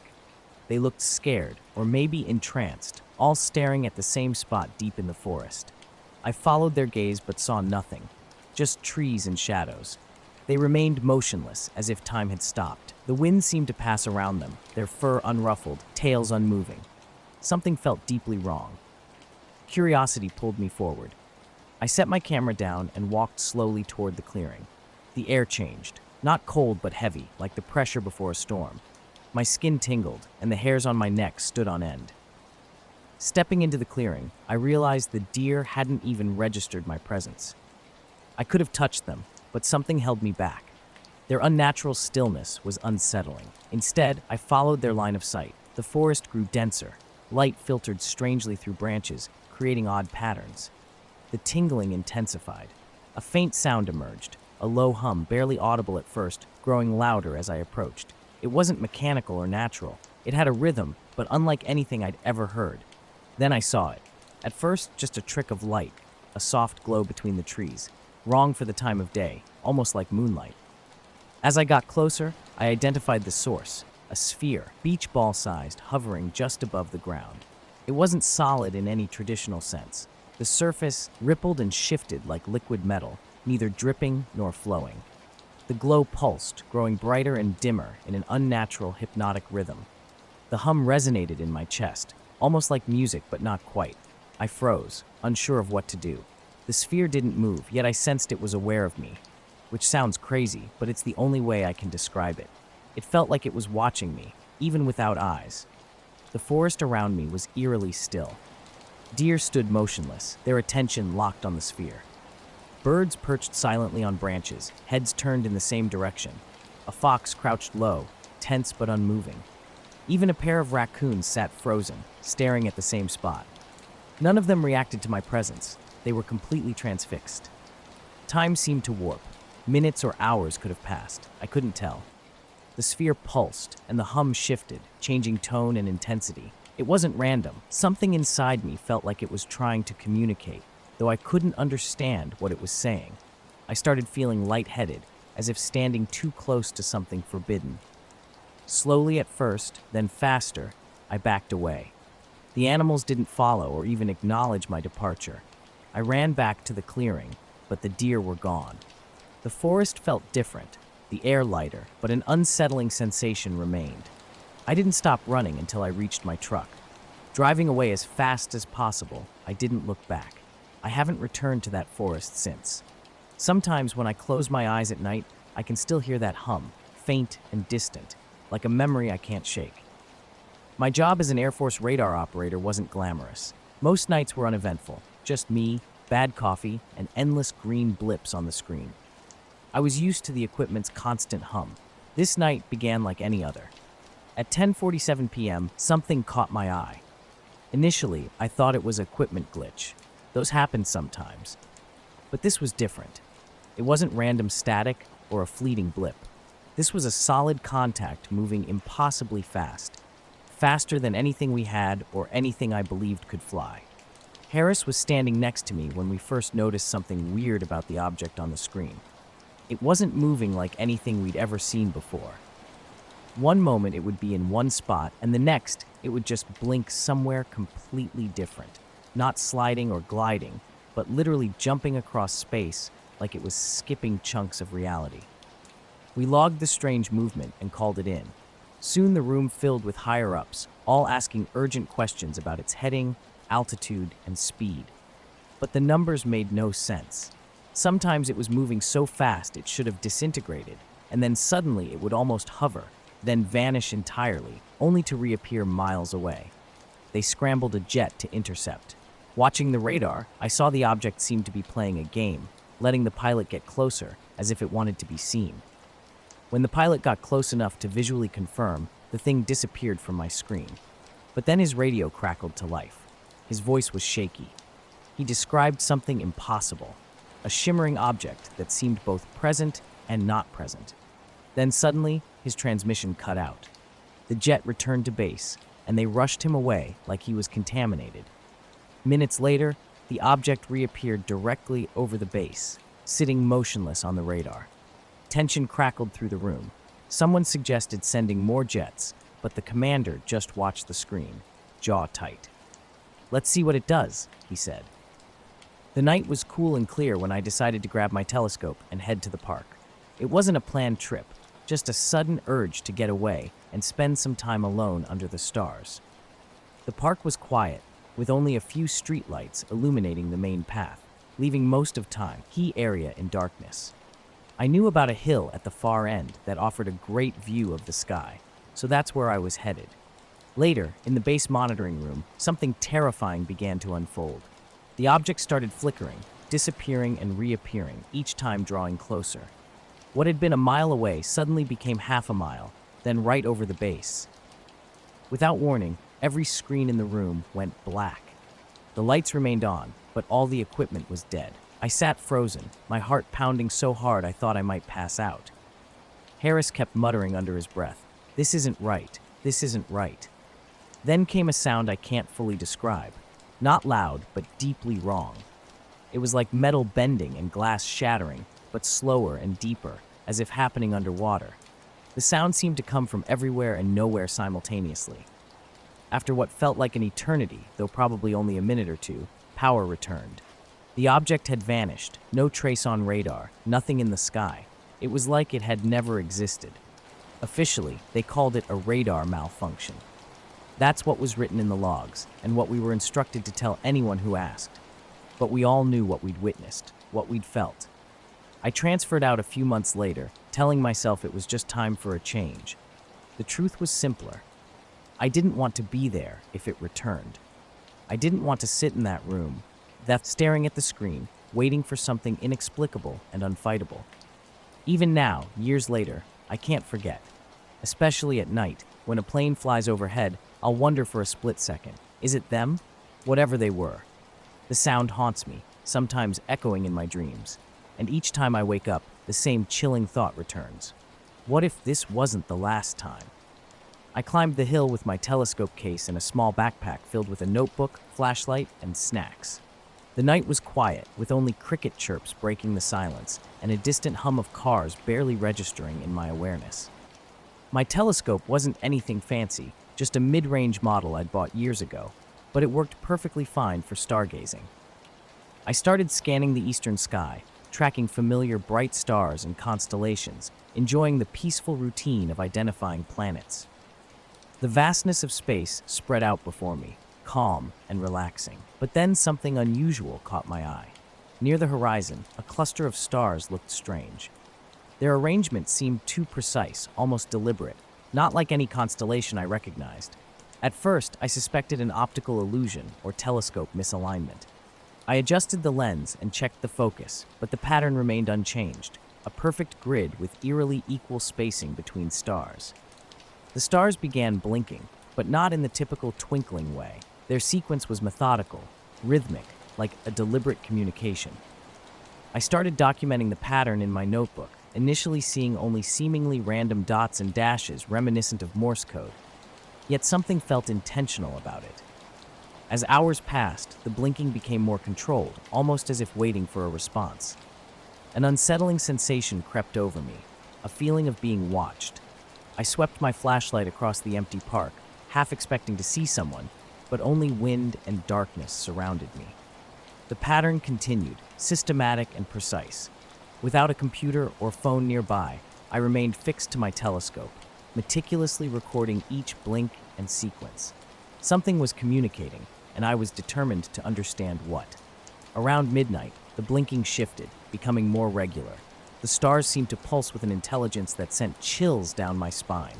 Was something trying to send a message? Or was this just an elaborate trick of perception and light? Night had fallen, and I was peering through my telescope, scanning the sky. Something caught my eye, not just stars, but a shape, dark, massive, blocking part of the sky. It wasn't a cloud or shadow. This was solid and moving with deliberate slowness. My hands trembled as I tried to keep the telescope steady. The object was enormous, unlike anything I'd ever seen. A ship maybe, but not like any earthly vessel. Its surface was smooth, almost reflective, with no visible lights or markings, silent, ominous, hovering at the atmosphere's edge. The stars, if they were stars, seemed to be coming from the ship itself. They weren't part of the sky. They were part of something else. Panic rose in my chest. This wasn't normal. My legs felt rooted to the ground, unable to move. Then the blinking started again, faster. The grid shifted. The lights formed a pattern. Letters, English letters, spelled out in the sky. Help. I froze. Help? Help with what? Who needed help? My mind raced. I didn't scream. Instead, I grabbed my notebook and started writing the letters as they appeared. The message continued. Danger, trapped, escape. The urgency was clear. Something out there was in trouble. Reaching out, I felt a strange mix of fear and responsibility, like I'd been chosen for something beyond my understanding. As suddenly as it began, the blinking stopped. The grid of lights faded. The massive ship drifted away, melting into darkness like a shadow. I stared until the sky was empty, heart pounding. I sat for a long time, processing what I'd seen. The message, the ship, the lights. It felt like a dream, but the notes in my hand were real proof. I packed my telescope and walked home, replaying the events repeatedly. I still don't know what it meant, or why it chose me.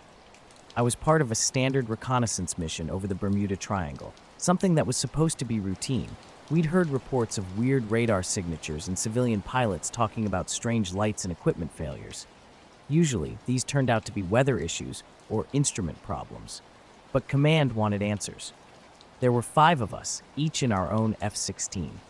Captain Daniels led the squadron, and I was second in command. The others, Carter, Lopez, and Singh, were skilled, reliable pilots. We started out joking over the comms, treating it like any other patrol. The sky was clear, stretching endlessly, and the ocean below looked unnaturally smooth, like a giant sheet of glass.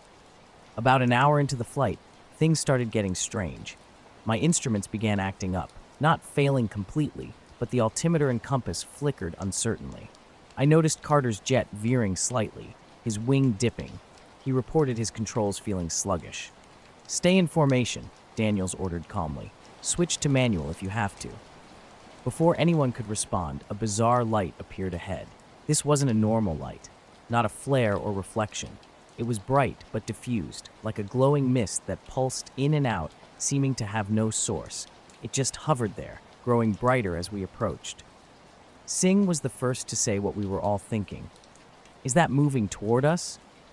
The light wasn't stationary. It grew larger, spreading across the horizon as if it was consuming the sky. Our radios went silent, replaced by a low hum that seemed to vibrate inside my skull. My jet's controls locked up completely, no response from the stick or pedals. Since that night, I've returned to the park several times, hoping to see those lights again. But the sky has been normal, just stars and constellations, nothing unusual. I've considered telling someone, scientists, authorities, anyone, but I don't know how to explain it without sounding crazy. All I have are my notes and the memory of that night. I can't shake the feeling that it wasn't random. It felt deliberate, like a warning or a plea for help. Whatever it was, it's out there somewhere, and I can't stop wondering if it will come back. The jet seemed to be caught in something, pulling me forward against my will. "Eject if you can, Daniels." His voice crackled through the failing comms. I reached for the ejection lever, but before I could pull it, everything changed. A light enveloped everything, not blinding but overwhelming. The world outside the cockpit dissolved, replaced by an endless white void. My stomach churned, feeling like the jet was spinning, though the instruments were dead and couldn't confirm it. Then suddenly, everything stopped.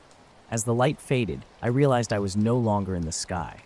The jet rested on something like ground, its surface smooth yet uneven. My cockpit canopy had gone dark, controls completely dead. With the emergency release, the canopy popped open with a hiss, cool metallic air rushing in. Climbing out, I froze. This landscape was nothing like Earth. The ground was a dull grayish green, like polished stone. Towering, geometric structures rose in the distance, glowing with a pulsing light we'd seen earlier in the sky. 2 massive moons hung low in a deep, swirling purple sky, casting an eerie light over everything. Other jets were scattered in a rough circle. Daniels was already out, waving us over. We regrouped in tense silence, no one knowing what to say. Carter kept glancing at the sky, as if expecting it to collapse. Singh muttered something about alien abductions, but no one responded. "Everyone okay?" Daniels asked. We nodded, though none of us felt truly fine. Before we could assess our situation, a deep, resonating hum broke the silence. It wasn't mechanical, but alive, like an amplified heartbeat coming from everywhere at once. Turning toward the sound, we saw them, definitely not human. 5 beings, roughly our size but elongated, with limbs too long and movements unnaturally fluid. Their pale, translucent blue skin bore faint glowing lines where eyes and mouths might have been. They glided rather than walked, barely touching the ground. Instinctively, we raised our sidearms, though it felt futile. Daniels held up a hand, signaling us to stand down. The beings stopped a few meters away. Yards away, one of them stepped forward, its glowing lines shifting into intricate patterns. Suddenly, a voice resonated in my head, not spoken aloud, but understood perfectly. The words weren't in English, yet their meaning was crystal clear. Daniel approached, weapon lowered. "We didn't mean to come here," he said firmly. "We were pulled in by the light." The being studied him, head tilted as if weighing his words. "You are not prepared for this place," it responded. "Your existence disrupts the balance." "We want to go back," Daniel insisted. "We mean no harm." The beings exchanged complex patterns, their glowing lines pulsing faster. A growing hum filled the air, making concentration difficult. Then the lead being spoke again. "Return is possible, but not without cost. You must restore what you have taken." Daniel's confusion was evident. What had they taken? A pool of light materialized beneath them, swirling with painful, intense colors. Images flickered within, their jets, the energy they emitted, the disturbance they caused. In that moment, I understood. They weren't just intruders, but a genuine threat to this delicate environment. "We need to power down the jets," Daniel announced grimly. "Completely shut down all systems. They're feeding off our energy." They scrambled back to their cockpits, ensuring every system was offline. When they regrouped, the beings appeared calmer. Their glowing lines softened and the humming diminished. "You may leave," the leader stated, "but know this, your world is fragile. Its boundaries are not secure. Take care where you tread." Before they could respond, light engulfed everything. When it faded, they were back in the sky, jets functional, as if no time had passed. They returned to base in silence, each wrestling with the incomprehensible experience. The official report was clinical, a spatial anomaly, classified top secret. No mention of aliens or other worlds. But I know what we saw, what we experienced. And sometimes late at night, I still hear that haunting hum. The silence is faint but persistent, a lingering question of whether we truly left that place behind or if something of it remains with us. It was just another patrol flight, one I'd done countless times before. Pre-flight checks complete, fueled up, and taking off into a sky so crisp and blue that flying felt effortless. The jet responded perfectly, every switch and lever working exactly as it should. At 30,000 feet, with radio silence surrounding me, the first oddity occurred. Cockpit lights flickered, a quick blip like a power surge. I paused, checking the gauges. Everything appeared normal, but then it happened again, this time longer. The entire dashboard blinked out for seconds before returning. I radioed the base, seeking information about potential electrical issues. No response. Switching frequencies yielded nothing. The line remained dead. Unnerving, but I rationalized it could be interference or equipment failure. After all, this was an experimental jet. Then I saw it, a distant glint that caught my eye. At first, just a reflection, but something felt different. Not another aircraft. Nothing was supposed to be in this area. The object hovered motionless, defying normal movement. As I drew closer, the cockpit flickering intensified. The jet's engine sputtered, and the controls became sluggish. Panic rose as I tried to stabilize the aircraft, but power was draining. Pushing the throttle produced nothing. Now I could see it clearly. Not metallic, but a dark, translucent surface that rippled like oil on water. Neither solid nor fluid. Silent, hovering a few hundred meters ahead. I couldn't look away. The jet was losing altitude rapidly. Systems checked, but it was as if something was deliberately draining the power. Even emergency backups refused to engage. I pulled the ejection lever out of pure instinct, but nothing happened. Trapped. The air around the cockpit changed, growing heavy. Pressure shifted, and my ears popped. I was gliding helplessly toward the unknown, hands gripping useless controls, breath sharp and rapid. The jet stopped midair, as if hitting an invisible wall. A deep vibration resonated in my chest,